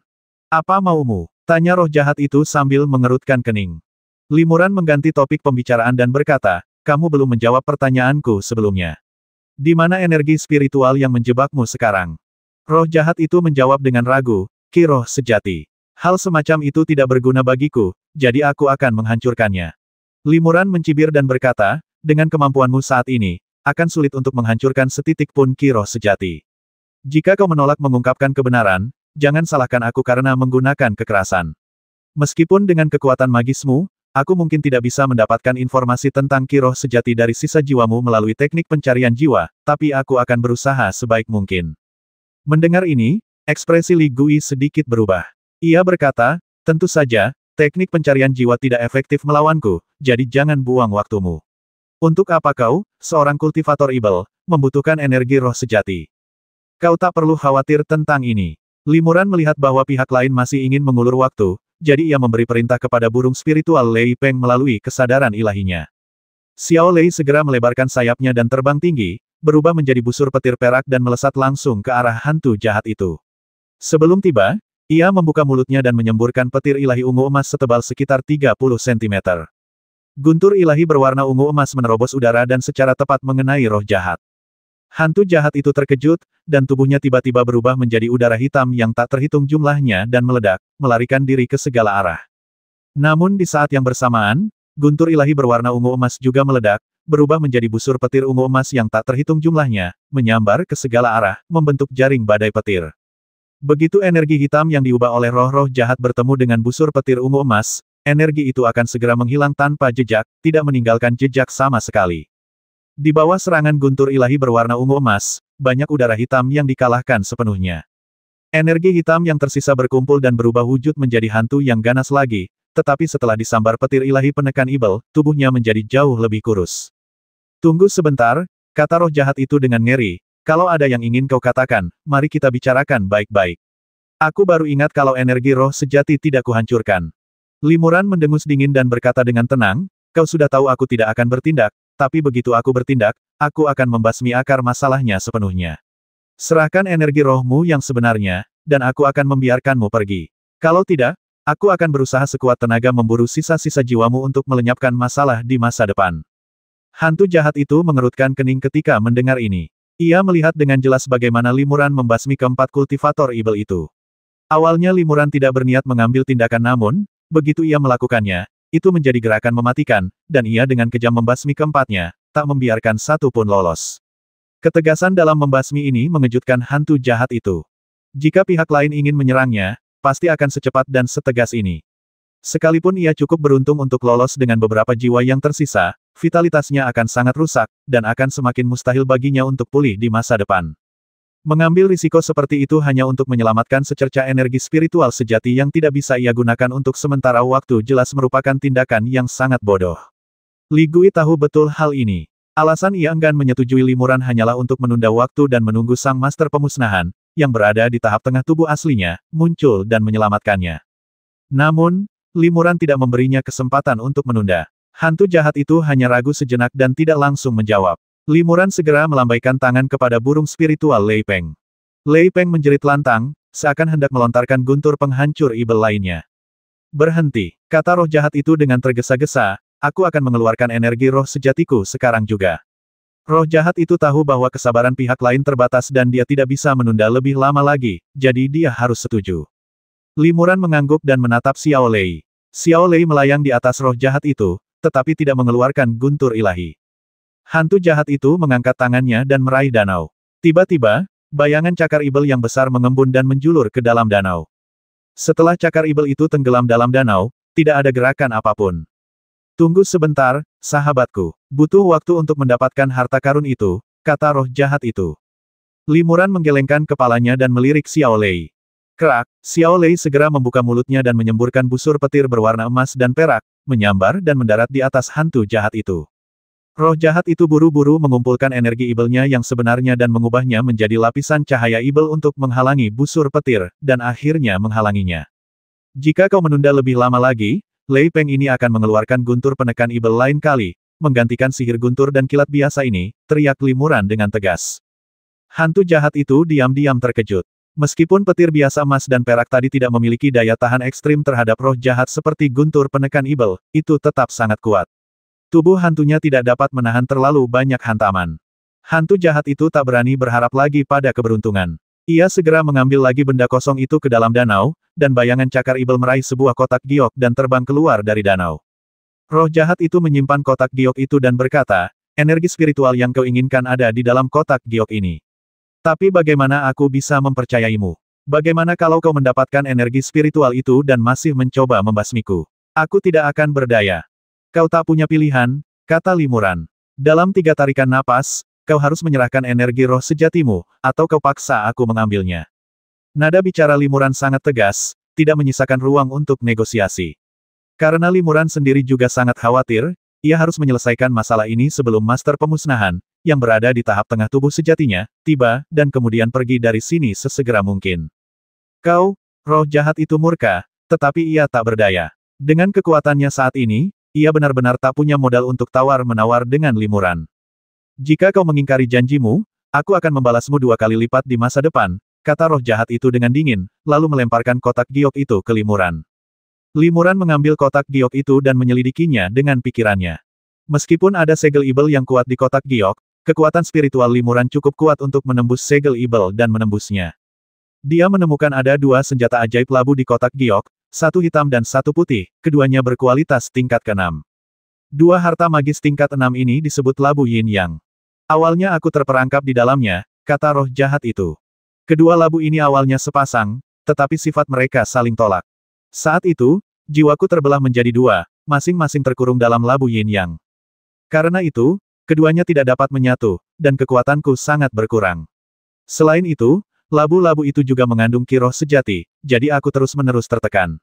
Baru 200 tahun yang lalu, pemimpin klan tempat ini secara tidak sengaja mengangkat segel pada labu-labu itu, yang memungkinkan ki roh sejati keluar, dan aku pun berhasil lolos dari segel itu.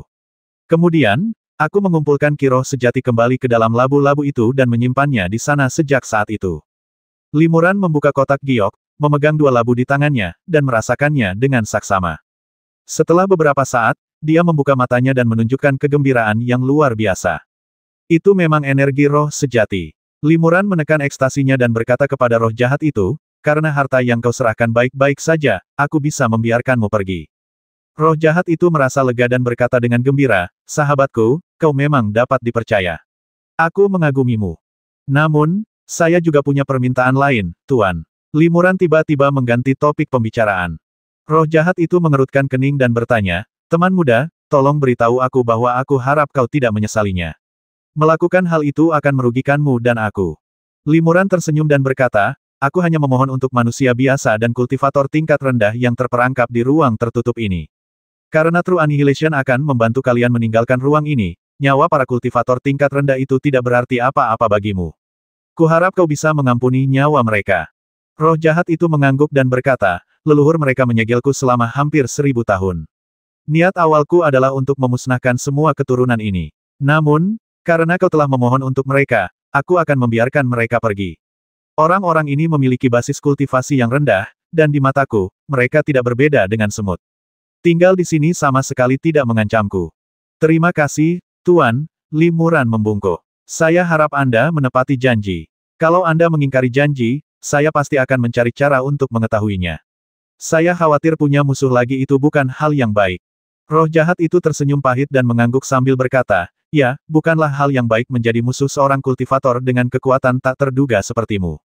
Melihat hantu jahat itu setuju, Limuran mengulurkan tangannya untuk meraih udara, tetapi sasarannya adalah pemuda tak sadarkan diri bernama Luo Feng yang tidak jauh darinya. Bayangan tangan Ibel mengembun di depannya, meraih tas penyimpanan di pinggang Luo Feng, dan menyerahkannya kepada Limuran.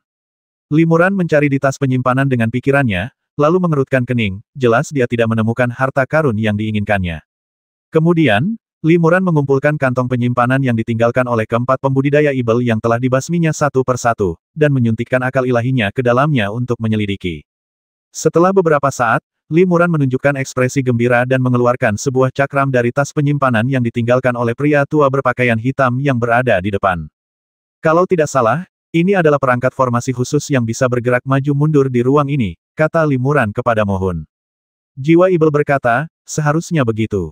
Para kultivator pengembara ilahi itu bisa datang dan pergi dengan bebas, jadi wajar saja jika leluhur mereka mewariskan metode ini. Namun, hantu itu memiliki segel khusus. Jika segel itu tidak rusak, dia tidak bisa meninggalkan tempat ini. Jika seorang kultivator tubuh sejati bisa membantu, bukan tidak mungkin untuk merusak segel itu dan membantunya meninggalkan tempat ini. Sekarang setelah kita mendapatkan energi spiritual sejati, mari kita segera pergi dari sini tanpa menunda, kata Limuran. Dia menyimpan Thunder Peng, pedang pemburu jiwa, dan binatang ajaib lainnya, lalu membungkuk kepada roh jahat dan berkata, selamat tinggal. Hantu jahat itu begitu ingin bertemu dengannya sehingga ia segera membungkuk dan mengucapkan selamat tinggal. Sedangkan untuk sampai jumpa lagi, ia tidak terlalu bersedia. Limuran terus-menerus menyuntikkan beberapa mantra ke dalam perangkat susunan melingkar dan akhirnya mengaktifkannya. Tiba-tiba, kabut putih berkelebat dan menyelimuti Limuran. Sesaat kemudian, kabut putih itu menghilang, dan Limuran pun menghilang tanpa jejak. Limuran merasakan kilatan cahaya di depan matanya, lalu ia merasakan vitalitas dunia di sekitarnya berkurang drastis, dan pada saat yang sama pemandangannya benar-benar berbeda. Ia muncul kembali di pegunungan Loes yang tak berujung. Limuran segera terbang ke depan, mencoba menjauh dari tempat bermasalah ini secepat mungkin. Tiba-tiba, ia merasakan aura yang sangat kuat datang ke arahnya. Aura itu begitu cepat sehingga Limuran tak bisa menghindarinya sama sekali. Master Annihilation. Hati Limuran bergetar. Ia bisa memastikan bahwa pemilik aura itu adalah seorang kultivator tubuh sejati.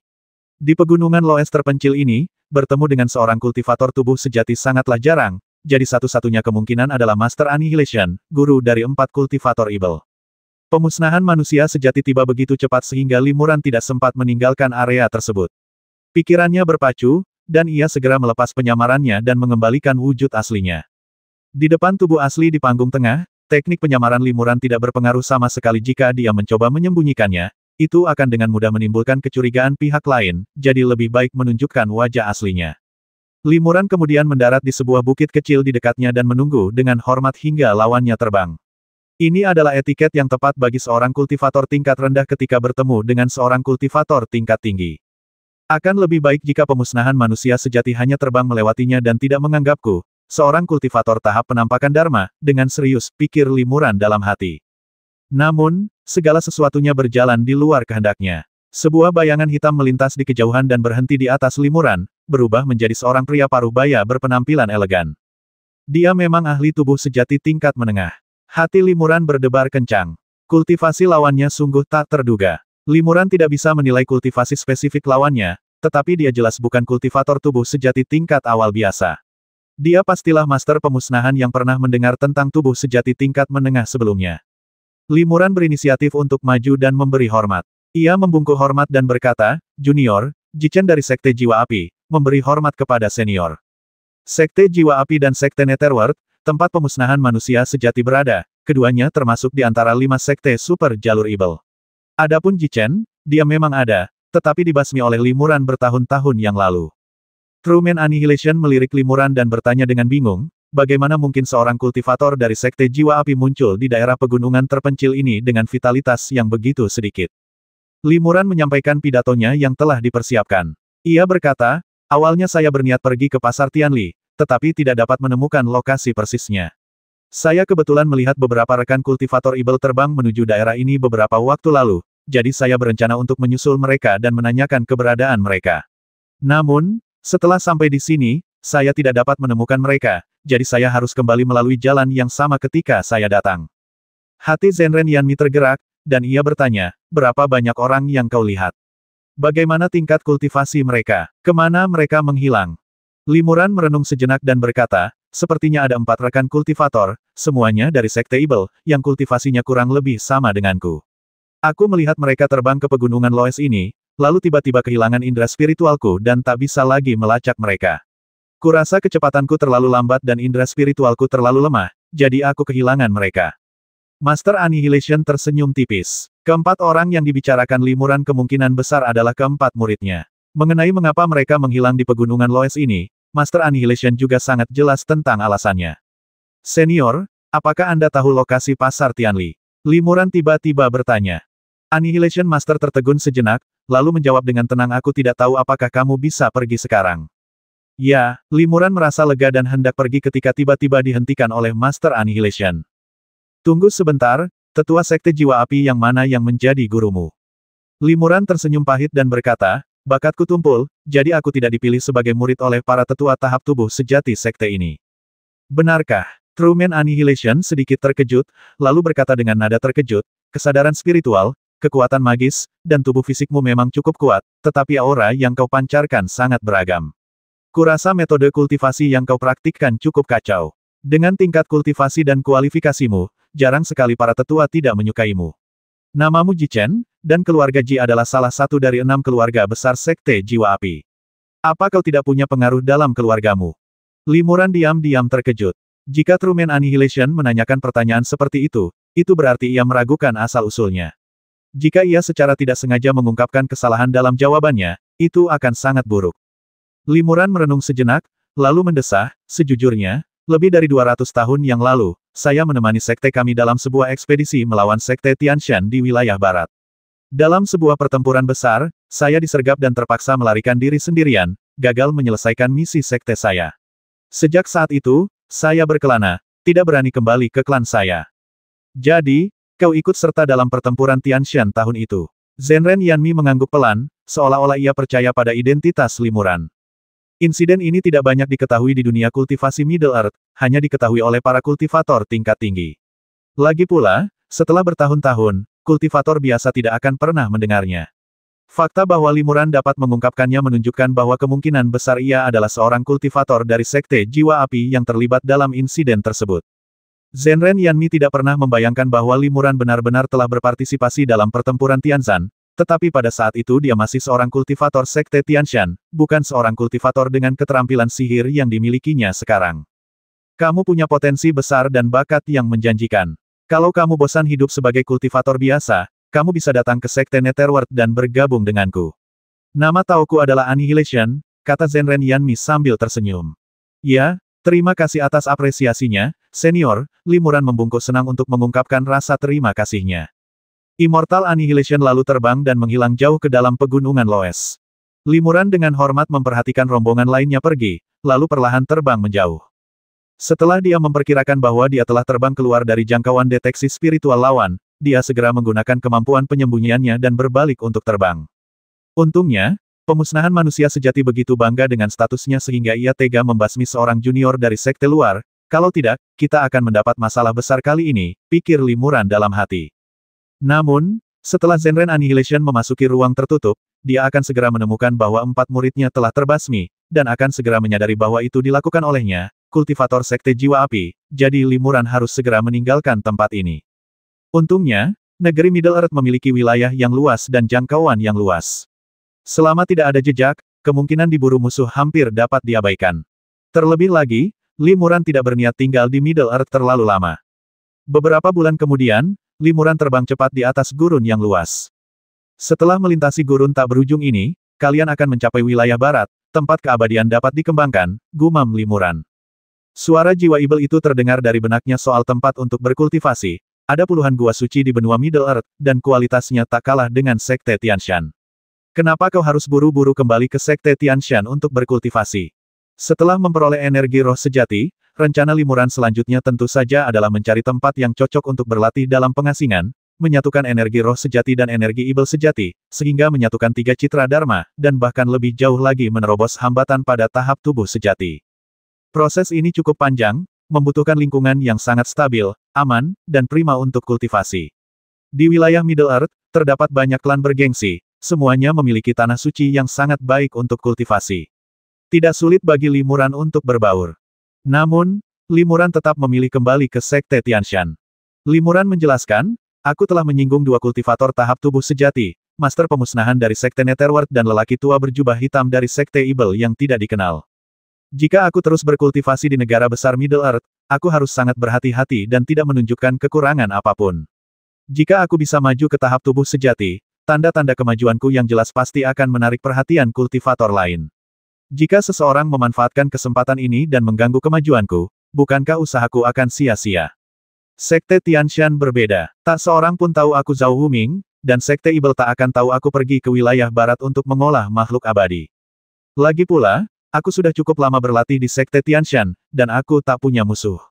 Jika aku maju di Sekte Tianshan, aku bisa memanfaatkan kekuatan Sekte sebagai kedok.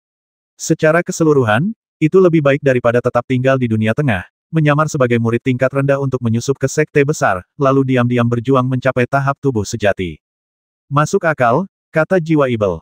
Jika kau tidak menyembunyikan tingkat kultivasimu, kau mungkin akan mengungkap identitasmu dan ketahuan oleh Sekte Ibel yang berpengetahuan luas. Dan jika kau menyembunyikan tingkat kultivasimu dan menyusup ke sekte besar di negeri Middle Earth sebagai murid tingkat rendah, lalu suatu hari tiba-tiba naik ke tahap tubuh sejati, itu pasti akan mengejutkan dan mencengangkan para master sekte besar itu. Bagaimana jika mereka terlalu waspada dan memanfaatkan kemajuanmu untuk menyakitimu? Kau akan hancur. Mencapai titik terendah tahap tubuh sejati adalah hal yang sangat penting.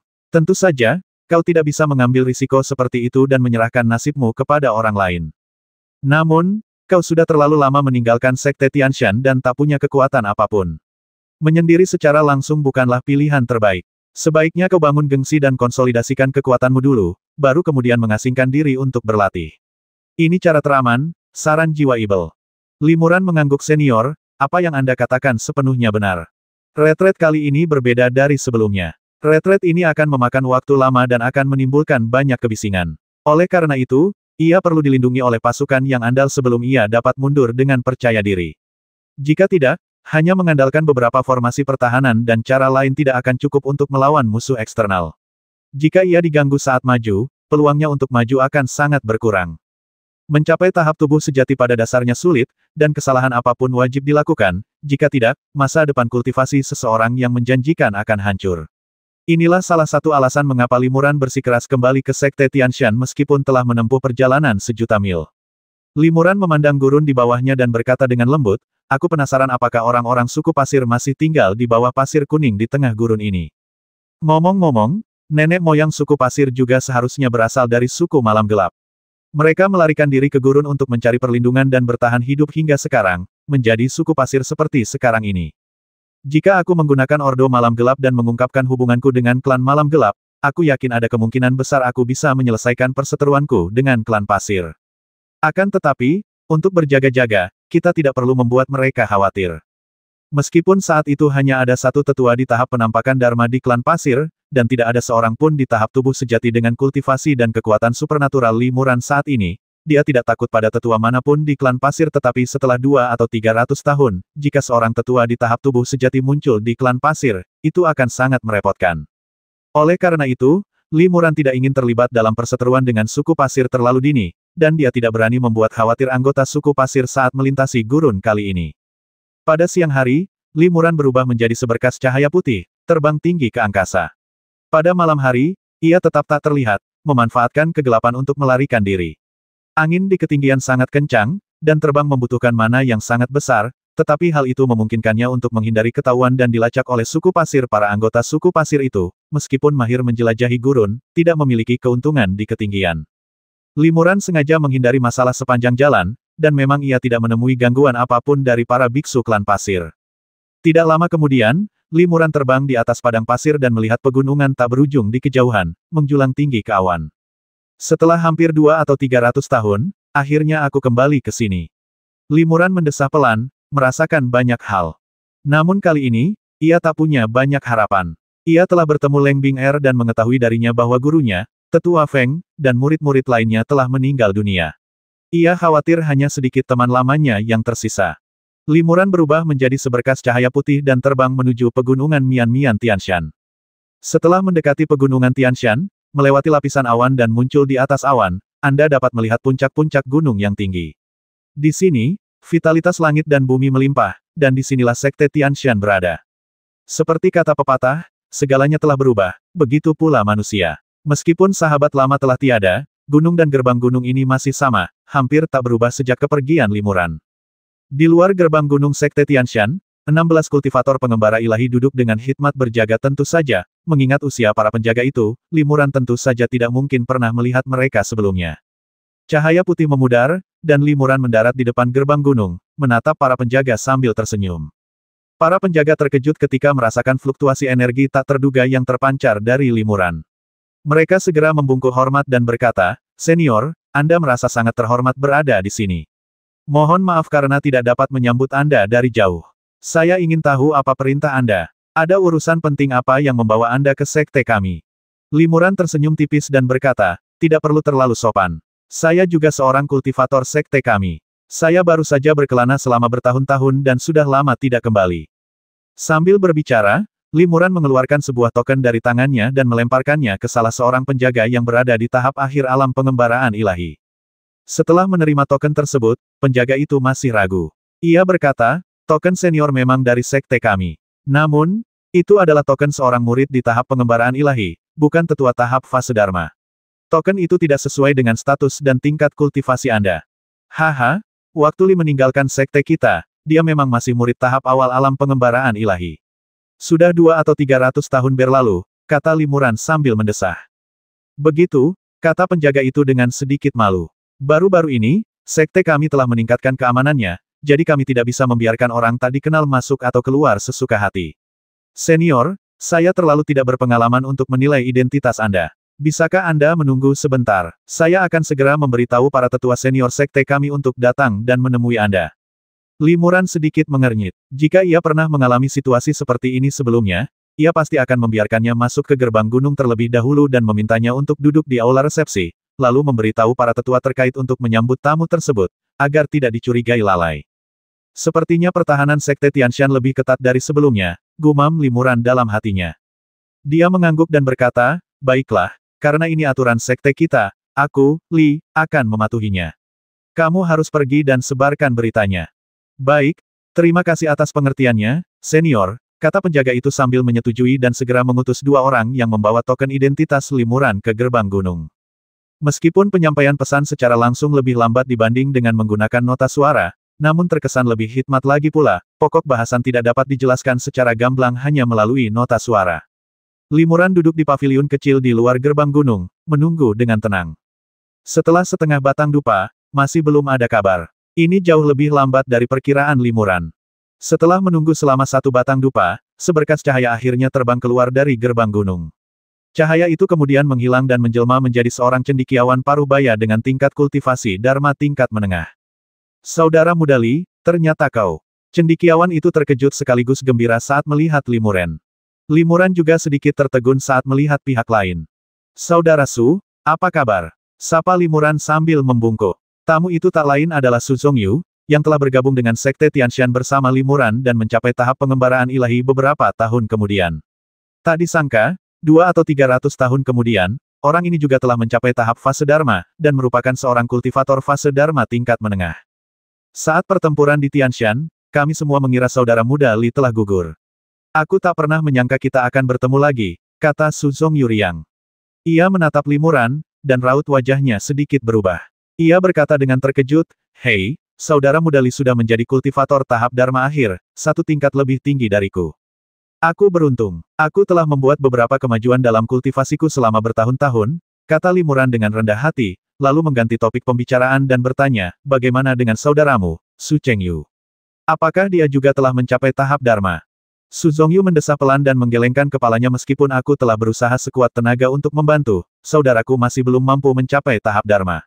Dia telah meninggal dunia bertahun-tahun yang lalu." Limuran tahu bahwa Su Yu memiliki perasaan yang mendalam terhadap adiknya, jadi ia berusaha sebaik mungkin untuk membantu adiknya memasuki Sekte Tianshan dan mendapatkan pil Senyu. Namun, kultivasi adalah soal takdir, dan setiap orang memiliki kesempatannya sendiri, jadi sulit untuk memaksakannya. Setelah Limuran memberikan sambutan yang menenangkan, Su Zongyu mengangguk dan berkata, "Mengingat tingkat kultivasi saudara muda Li saat ini, saya akan memanggil Anda Saudara Senior Li. Saudara Senior Li, silakan ikuti saya ke dalam sekte. Para tetua sedang berkumpul untuk membahas hal-hal penting, jadi Saudara Senior Li sebaiknya memanfaatkan kesempatan ini untuk bertemu dengan kalian semua." Di antara para tetua sekte ini, ada beberapa yang seharusnya pernah ditemui oleh Saudara Senior Li, tetapi ada juga beberapa yang merupakan bintang baru dan belum pernah bertemu dengan Saudara Senior Li. "Terima kasih." Limuran mengangguk dan mengikuti Su Zongyu ke Sekte Tianshan. Su Zongyu melanjutkan, "Baru saja, para murid penjaga melaporkan bahwa seorang ahli tahap penampakan Dharma yang mengaku sebagai kultivator dari sekte kami telah tiba. Kami cukup terkejut. Ketika saya melihat nama di token identitas, saya semakin terkejut. Saya bahkan mengira itu adalah seseorang yang telah menemukan barang-barang milik kakak senior Li dan berpura-pura menjadi dirinya. Siapa tahu, itu benar-benar kakak senior Li. Ini sungguh luar biasa. Kemana saja kakak senior Li selama ini berkultivasi?" Limuran berkata dengan tenang, "Meskipun saya selamat dari pertempuran di Tianshan, saya diasingkan dan untuk sementara tidak dapat kembali ke wilayah barat. Selama bertahun-tahun, sebagai seorang kultivator bebas, saya telah berkelana secara ekstensif dan menemukan banyak peluang. Inilah bagaimana saya dapat maju ke tahap Dharma dan kembali ke Sekte Tianshan." Su Zongyu tersenyum pahit dan berkata, "Dalam beberapa tahun terakhir, beberapa kultivator tingkat tinggi di sekte kami telah menemukan berbagai alasan untuk berkelana, enggan kembali ke sekte. Namun, Saudara Senior Li mampu mengambil inisiatif untuk kembali ketika sekte membutuhkannya. Ini cukup langka dan menunjukkan bahwa ia tidak melupakan akarnya." Hati Limuran bergetar, dan ia bertanya, "Saudara Tingsu, maksudmu sekte kita cukup tidak stabil beberapa tahun terakhir ini. Apa sebenarnya yang terjadi?" Ketika Limuran bertemu Leng Bing'er di negeri Beihan, Leng Bing'er juga menyebutkan bahwa Sekte Tianshan sangat membutuhkan orang-orang berbakat. "Ini semua karena Sekte Ibel," desah Su Zongyu. "Meskipun kita menghentikan invasi Sekte Ibel selama pertempuran Tianshan, pasukan Sekte Ibel memang menginvasi negara-negara seperti Sivan dan sejak itu telah memantapkan posisinya di dunia kultivasi abadi wilayah barat. Selama 2 atau 300 tahun terakhir, Sekte Ibel telah membuat kemajuan yang stabil di dunia kultivasi abadi wilayah barat, mendukung dan mengembangkan kekuatan Ibel, dan secara bertahap menjadi lebih kuat. Tampaknya ambisi mereka cukup besar." Limuran mengerutkan kening dan berkata, "Apakah komunitas kultivasi abadi wilayah barat gagal menghentikan perluasan kekuatan Ibel?" Su Zongyu menggelengkan kepala dan mendesah, "Di dalam dunia kultivasi abadi wilayah barat, terdapat lebih dari 100 bangsa, besar maupun kecil, dan sekte yang tak terhitung jumlahnya, baik besar maupun kecil. Meskipun secara kolektif dikenal sebagai 100 bangsa wilayah barat, dan kekuatan mereka secara keseluruhan cukup besar, masing-masing memiliki aspirasi yang berbeda, sehingga menyulitkan persatuan. Lebih lanjut, kekuatan Ibel tidak menyerang secara massal. Mereka hanya menggerogoti kita dengan sabar, selangkah demi selangkah. Satu-satunya yang terdampak adalah Xiliang, tempat sekte kita bermarkas, dan beberapa bangsa lain yang berbatasan dengan negara Middle Earth. Kekuatan kultivasi abadi jauh di dalam wilayah barat tidak mengalami kerugian sama sekali. Beberapa bahkan diam-diam mengambil keuntungan dari kekuatan Ibel dan berkolusi dengan mereka. Mereka tidak akan sepenuhnya membantu kita mengusir kekuatan Ibel dari negara Middle Earth dari dunia kultivasi abadi wilayah barat." Pada titik ini, Su Yu merendahkan suaranya dan berbisik, "Lebih lanjut, Konon meskipun sekte kita berhasil memenangkan pertempuran Tianshan, beberapa taktik yang tidak terhormat telah digunakan. Hal ini menyebabkan beberapa kekuatan di wilayah barat tidak puas dengan sekte kita. Oleh karena itu, sulit bagi sekte kita untuk mengundang kekuatan lain di wilayah barat untuk membantu kita saat ini. Limuran bertanya lagi, bagaimana dengan kekuatan-kekuatan benar di negara Middle Earth yang agung? Meskipun kekuatan benar dan kekuatan evil hidup berdampingan di negara Middle Earth yang agung, tidak ada pihak yang akan dibiarkan tumbuh dan makmur sesuka hati. Apakah kekuatan-kekuatan benar juga mengabaikan rencana sekte-sekte evil ini? Saya baru saja mendengar bahwa kekuatan-kekuatan baik di negeri besar Middle Earth sedang berusaha menguasai dunia kultivasi abadi Laut Cina Timur, yang tidak kalah kuatnya dengan ratusan negara di wilayah barat, sehingga mereka tidak punya waktu untuk peduli dengan ekspansi kekuatan jahat, kata Yu dalam buku itu. Jadi begitu, desah Limuran dalam hati. Sekte-sekte besar, baik yang benar maupun yang jahat, di negeri Middle Earth terlalu kuat. Jika mereka bertekad memperluas wilayah, akan sulit bagi kekuatan lain untuk melawan mereka. Lebih dari itu, yang lebih cerdik dari pasukan ini adalah mereka tidak terburu-buru mengejar kemenangan, melainkan perlahan-lahan menggerogoti musuh selangkah demi selangkah. Proses aneksasi ini seringkali memakan waktu ratusan atau bahkan ribuan tahun dan membutuhkan beberapa generasi biksu untuk menyelesaikannya. Adapun kekuatan kultivasi abadi yang jauh di wilayah barat, para kultivator tersebut memiliki rentang hidup yang terbatas, dan mereka tidak perlu khawatir tentang pengaruh kekuatan evil selama hidup mereka. Tentu saja, sulit bagi mereka untuk bersatu dan dengan tegas melawan invasi kekuatan evil. Setelah mendengar ini, Limuran memahami situasi terkini Sekte Tianshan. Situasi sekte kita saat ini hanya bisa dijelaskan dengan 4 kata masalah internal dan eksternal, kata Su Zongyu sambil mengerutkan kening. Limuran bertanya dengan rasa ingin tahu masalah eksternal secara alami merujuk pada kekuatan jahat yang mengincar kita dengan tamak bagaimana dengan masalah internal. Su Zongyu berkata, dalam 2 atau 300 tahun terakhir, sekte kami belum pernah melihat tetua tertinggi baru di tahap tubuh sejati muncul, dan satu-satunya eksistensi tahap tubuh sejati sekte kami, Patriark Xingchen, mungkin sudah mendekati akhir masa hidupnya. Dengan Patriark Bintang yang menjaga sekte kita, kekuatan evil di sekitar tidak berani bertindak terlalu arogan. Jika Patriark Bintang meninggal 100 tahun dari sekarang, sekte kita kemungkinan besar akan runtuh total. Pada saat itu, kita semua, para tetua, harus berpisah. Nada bicara Suyu dalam buku itu cukup berat, dan jelas bahwa dia tidak optimis terhadap masa depan Sekte Tianshan. Aku tidak menyangka situasi Sekte Tianshan ternyata lebih buruk dari yang kuduga, kata Limuran dalam hatinya. Benar, kata jiwa evil tiba-tiba, jika sekte ini akan dihancurkan, kau tak perlu memilih mundur ke sini dan menerobos hambatan tahap tubuh sejati. Kita tinggal di sini sebentar saja. Kalau situasinya benar-benar buruk, kita hanya bisa mencari tempat lain untuk berlindung, kata Limuran kepada jiwa evil itu melalui kesadaran ilahinya. Saat Limuran berbicara dengan Su Zongyu, dia telah terbang keluar aula utama di puncak Yuking. Aula utama sangat dibatasi, dengan lapisan cahaya spiritual warna-warni yang cemerlang memancar dari segala penjuru. Puluhan murid dalam tahap pengembaraan ilahi berjaga di luar batasan tersebut. Su Zongyu memberi perintah, dan para murid membuka penghalang dan membiarkan mereka berdua memasuki aula. Begitu memasuki aula, Limuran merasakan lebih dari 20 aura kuat, yang semuanya tidak diragukan lagi adalah kultivator Dharma siapa.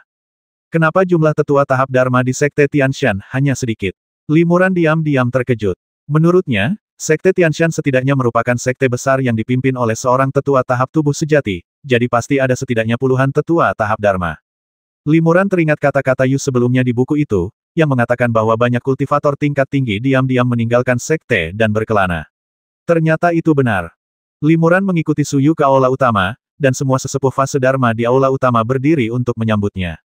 Penatua Zhang, Penatua Cheng. Limuran tertegun. Ia langsung mengenali kedua lelaki tua itu. Kedua lelaki ini saat itu sudah menjadi kultivator tahap Dharma, dan salah satu dari mereka pernah melihat Limuran sebelumnya, jadi dia mengenalinya. Kaulah murid saudara Feng, kata tetua Cheng gembira. Dulu, saudara Feng mengira kau telah gugur dalam pertempuran dan berduka cukup lama. Sayang sekali dia telah meninggal dunia, kalau tidak, dia pasti sangat senang melihatmu mencapai tahap Dharma. Saya bisa berada di posisi saya saat ini berkat bimbingan guru saya saat itu. Sayang sekali saya pulang terlambat dan tidak bisa bertemu guru saya, desah Limuran. Di samping kedua tetua ini, Limuran juga mengenali 7 atau 8 kultivator, yang semuanya merupakan sesama muridnya di tahap pengembaraan ilahi saat itu, tetapi sekarang mereka semua telah maju ke tahap Dharmakaya. Pada saat itu, setidaknya ada ratusan murid di tahap Senyu Sekte Tianshan, tetapi hanya segelintir dari mereka yang mampu maju ke tahap Dharma. Orang-orang ini semuanya mengenal Limuran sampai batas tertentu, dan beberapa telah bertemu dengannya beberapa kali dan memiliki kontak dengannya. Karena banyak orang mengenalinya, identitas Limuran tentu saja tidak perlu dipertanyakan lagi. Namun, masih banyak kultivator yang tidak mengenali Limuran. Dalam buku tersebut, Yu Langsheng memperkenalkan ini adalah saudara senior Limuran. Saudara senior Li bergabung dengan sekte kami lebih dari 200 tahun yang lalu dan merupakan murid sekte dalam dari angkatan yang sama dengan saya. Dalam pertempuran Tianshan tahun itu, saudara senior Li memberikan kontribusi yang besar. Saat itu, kami semua mengira saudara senior Li telah gugur dalam pertempuran. Ternyata beliau mengalami kecelakaan dan terdampar di tempat lain.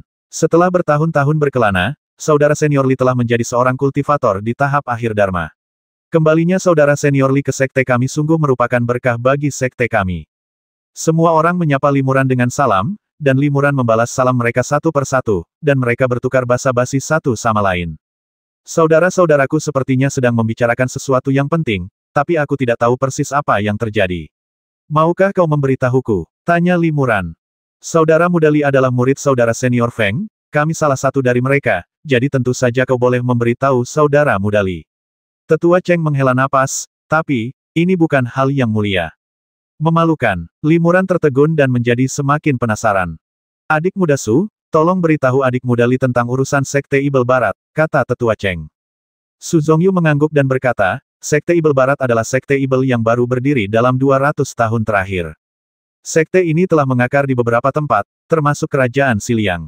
Dengan dukungan rahasia dari kekuatan Ibel dari negara-negara besar di dunia tengah, sekte ini telah berkembang sangat pesat. Saat ini, Sekte Ibel Barat memiliki 2 Ibel Agung di tahap tubuh sejati, ratusan kultivator tahap Dharma, dan kultivator tingkat rendah yang tak terhitung jumlahnya. Kekuatannya tidak lagi kalah dengan sekte kami. Sekte kami awalnya merupakan satu-satunya sekte besar di negeri Xiliang. Sekarang setelah Sekte Ibel Barat muncul, wajar saja akan ada banyak konflik. Banyak gesekan, baik besar maupun kecil, terjadi di antara sekte-sekte tersebut, dan banyak kultivator yang terluka selama periode ini. Ketika Limuran mendengar ini dan melihat semua orang memiliki ekspresi serius, dia tahu bahwa konflik dan gesekan yang Yu sebutkan dengan ringan di dalam buku itu jelas tidak sesederhana itu, dan itu mungkin merupakan pertempuran yang sengit. Su Zongyu melanjutkan, sekarang Sekte Ibel Barat tiba-tiba datang, menuntut duel dengan kita. Mereka bahkan telah menyetujui 10 duel, menggunakan wilayah sengketa dan sumber daya kultivasi sebagai taruhannya.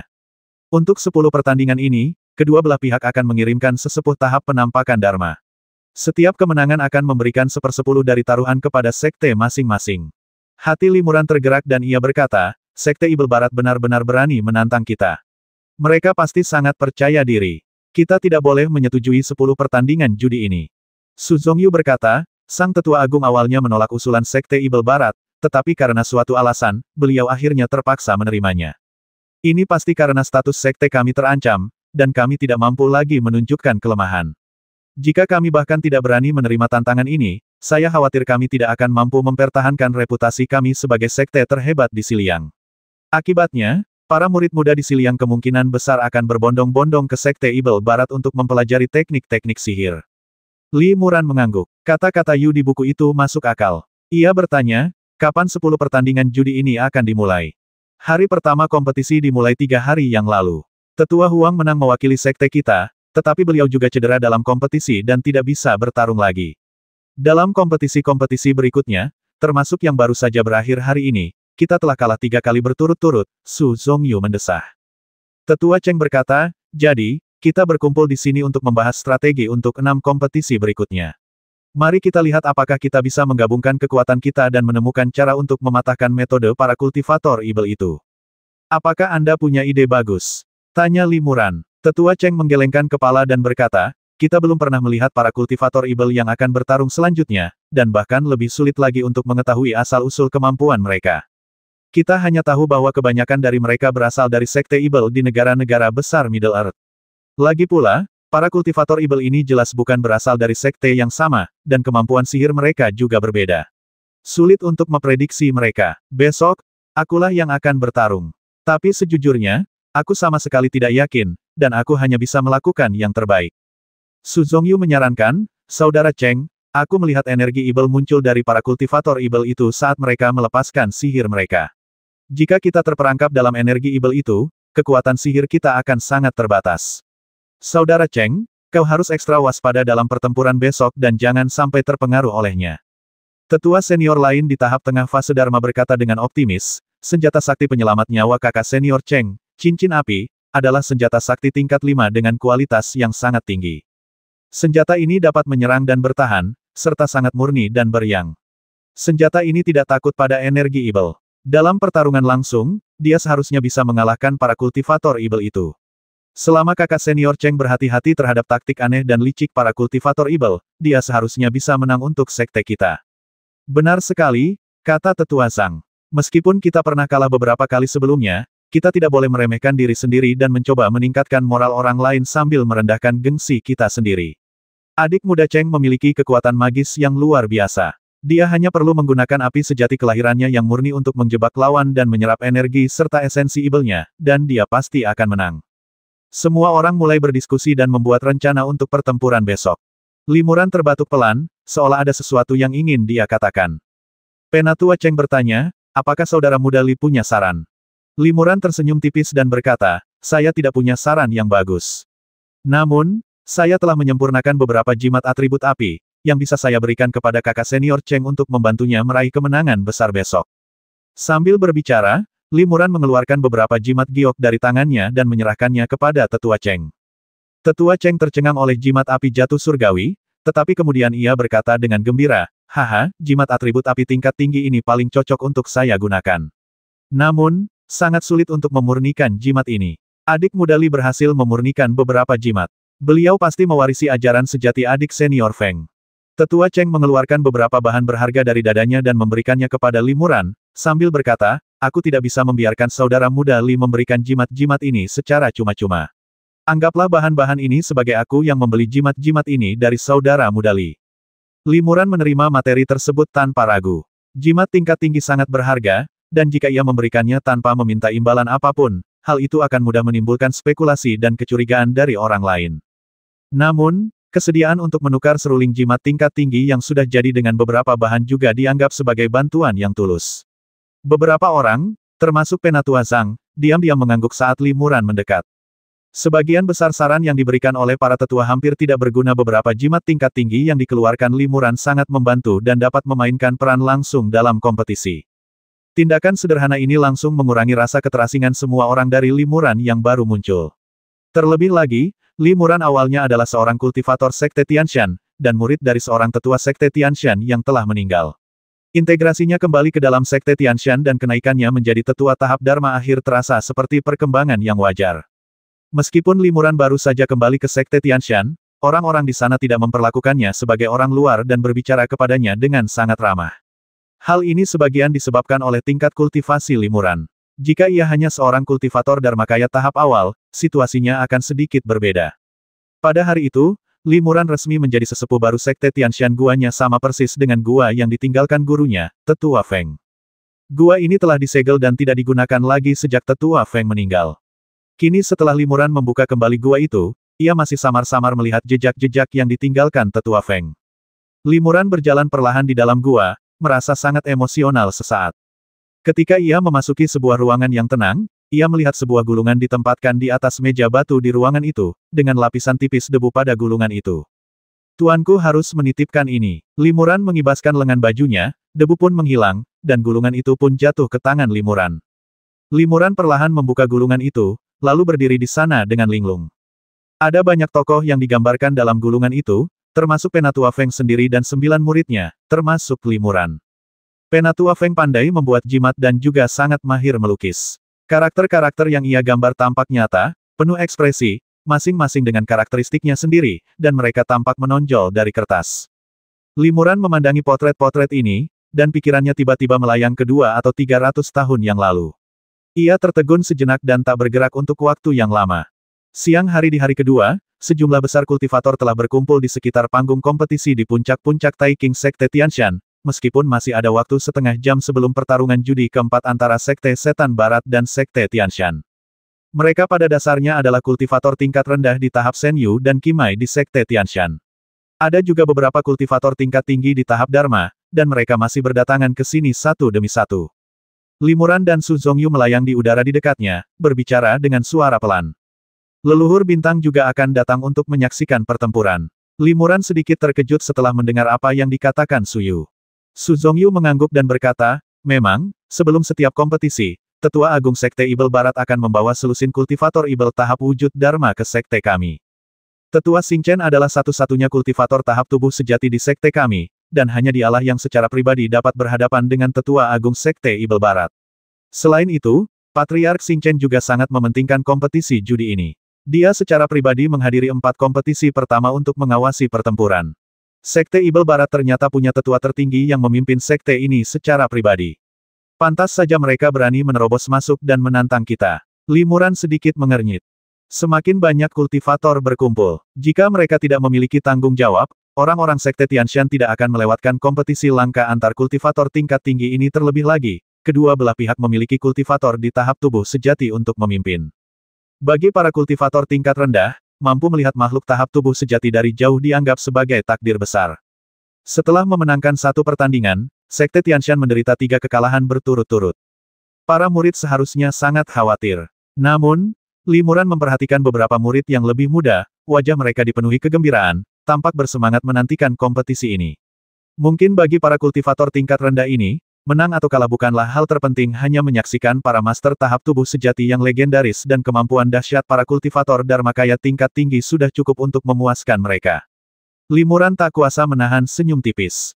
Ketika ia masih menjadi murid tingkat rendah Sekte Tianshan, ia pasti akan mengalami situasi yang sama jika bertemu dengan seorang ahli tahap wujud Dharma.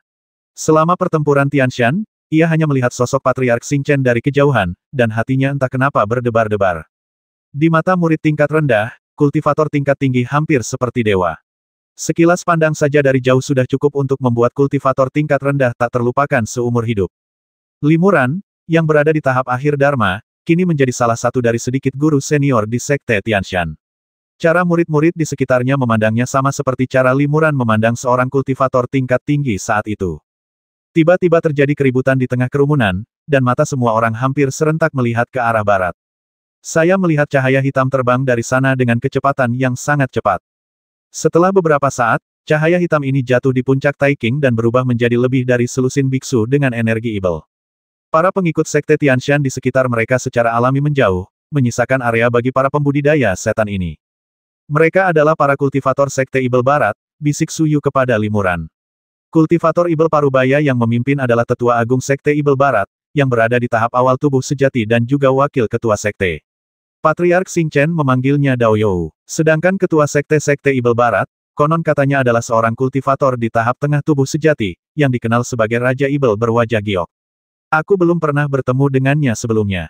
Limuran mengangguk pelan. Ia bisa melihat bahwa kultivator Ibel Parubaya yang agak gemuk itu adalah kultivator tubuh sejati tahap awal.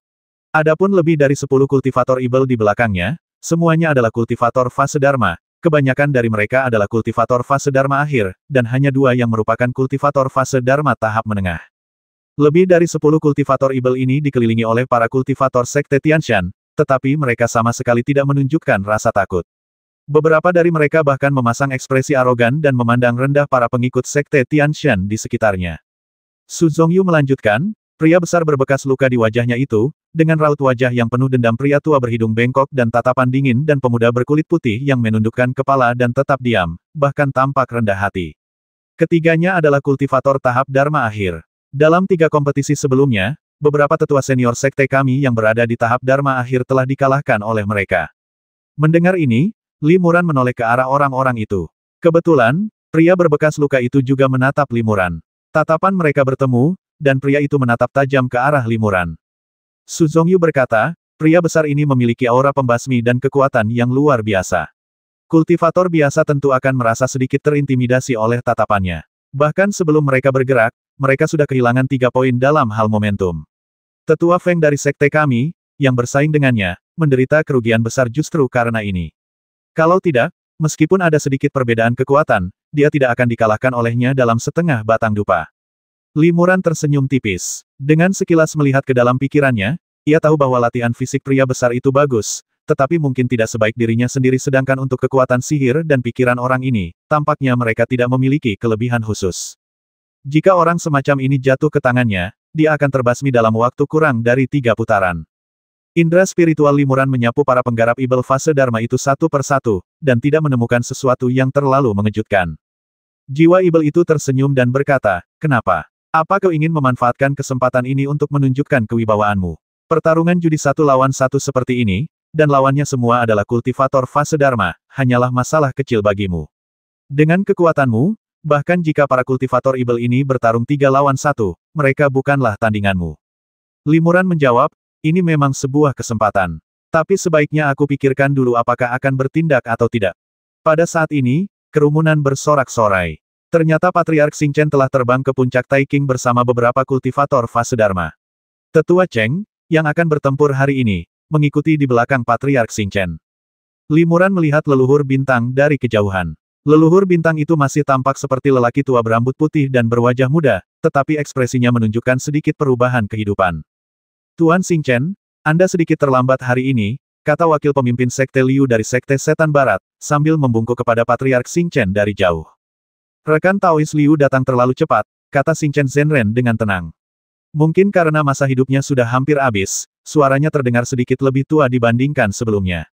Wakil ketua Sekte Liu tertawa terbahak-bahak dan berkata, "Tuan Xingchen berkata begitu, jadi begitu, kan? Aku ingin tahu kultivator mana yang akan dikirim Sekte Anda untuk bertarung hari ini." Patriark Bintang melambaikan tangan kepada Tetua Cheng di belakangnya dan memperingatkannya, "Hati-hati. Terima kasih banyak atas ajaranmu, leluhur tua." Tetua Cheng membungkuk hormat kepada leluhur tua Xingchen, lalu berubah menjadi seberkas api dan mendarat dengan anggun di panggung kompetisi. "Qin Yue, pergi temui rekan Tao dari Sekte Tianshan ini," kata wakil pemimpin Sekte Liu tanpa menoleh. Seorang kultivator Ibel Parubaya terbang keluar dari belakangnya, membungkuk padanya, dan kemudian terbang ke panggung kompetisi. "Silakan." Tetua Cheng dan kultivator Ibel Parubaya saling bertukar sapa, dan kompetisi resmi dimulai. Wosh! Tetua Cheng segera membuka mulut dan mengembuskan napas, lalu tiba-tiba api menyembur keluar. Di dalam api itu juga terdapat senjata ajaib berbentuk cincin, yang merupakan senjata ajaib kelahirannya, cincin api. Cincin api itu membesar melawan angin, menjadi puluhan kaki tingginya, memancarkan api yang berkobar saat terbang menuju kultivator Ibel. Saat mendekat, kilatan api yang menyilaukan tiba-tiba meletus dari cincin api. Dalam sekejap, arena yang luas itu berubah menjadi lautan api yang berkobar, menyelimuti kultivator Ibel itu. Hebat! Tepuk tangan meriah dari seluruh penjuru. Lagi pula, ini terjadi di dalam Sekte Tianshan, dan para murid Tianshan di sekitarnya bersorak keras saat melihat tetua mereka melancarkan mantra sekuat itu. 3 kekalahan beruntun sebelumnya seakan lenyap dalam satu pukulan. Limuran diam-diam menggelengkan kepalanya. Gerakan ini tampak berskala besar dan menarik perhatian, tetapi kekuatannya terlalu tersebar dan mungkin tidak cukup untuk melukai lawan. Su Zongyu sepertinya telah membaca pikiran Limuran. Ia berkata, "Langkah kakak senior Cheng mungkin tidak dimaksudkan untuk menghancurkan musuh, tetapi untuk meningkatkan moral sekte kita dan mendapatkan momentum yang lebih unggul. Dalam pertempuran antara kultivator yang kekuatannya setara, siapapun yang memiliki momentum lebih unggul akan memiliki peluang menang yang sedikit lebih besar." Itu masuk akal. Limuran mengangguk sedikit. Pada saat ini, cahaya Ibel gelap tiba-tiba muncul dari lautan api yang berkobar. Sang kultivator Ibel, yang terbungkus lapisan tebal cahaya Ibel pelindung, bergegas keluar dari lautan api dan mengayunkan pedang hitam pekat di tangannya, menebas Penatua Cheng. Cahaya pedang itu seperti naga hitam, merobek lautan api dan menyerang Tetua Cheng dalam sekejap mata. Tetua Cheng tidak terburu-buru. Ia berteriak keras dan bertepuk tangan bersamaan. Kekuatan sihir murni menyembur dari telapak tangannya dan berubah menjadi seekor naga raksasa yang terbungkus api merah menyala. Naga itu menelan naga hitam yang meraung itu ke dalam perutnya dalam sekali teguk. Tetua Cheng dengan mudah menetralkan pedang lawan, yang membuat para pengikut Sekte Tianshan di sekitarnya bersorak lagi. Naga api itu terus menyerang kultivator Ibel Parubaya itu. Mata kultivator Ibel Parubaya itu menyipit, dan ia mengayunkan pedang tinta di tangannya dengan cepat, langsung menebas 7 atau 8 cahaya pedang yang luar biasa kuat. Setiap cahaya pedang berubah menjadi naga hitam yang ganas, momentum dan kekuatannya jauh melampaui naga hitam pertama. Naga-naga hitam ini menyerbu ke segala arah, langsung menghancurkan naga api raksasa itu menjadi percikan-percikan api yang tak terhitung jumlahnya, yang perlahan-lahan menghilang. Bahkan lautan api yang berkobar di sekitarnya pun terkoyak menjadi serpihan-serpihan api kecil. Setelah melihat kekuatan magis dahsyat yang ditunjukkan oleh kultivator Ibel Parubaya ini, sorak-sorai di sekitar mereka tiba-tiba berhenti, dan ekspresi Su Yu dan yang lainnya juga menjadi serius. Sekte Ibel Barat memang penuh dengan bakat terpendam. Orang-orang yang bertarung sebelumnya semuanya sangat kuat. Qin Yue yang bertarung hari ini sebenarnya pendekar pedang yang langka, gumam Suyu. Penatua Cheng mengerutkan kening dan menunjuk ke arah cincin api. Cincin api itu tiba-tiba berubah menjadi meteor yang menyala-nyala dan melesat ke arah Qin Yue dengan kecepatan luar biasa. Qin Yue dengan ringan melemparkan pedang tinta di tangannya, dan pedang itu langsung berubah menjadi pedang raksasa berukuran lebih dari 10 kaki, menuju ke arah cincin api. Disertai suara dentuman keras, cincin api yang berkobar itu terlempar mundur beberapa kaki, dan nyala api yang menyelimutinya tiba-tiba meredup. Limuran mendesah dalam hati. Tetua Cheng tampaknya tidak unggul, baik dari segi kedalaman kekuatan sihirnya maupun kualitas harta sihirnya. Kompetisi ini kemungkinan besar akan berlangsung sengit. 510.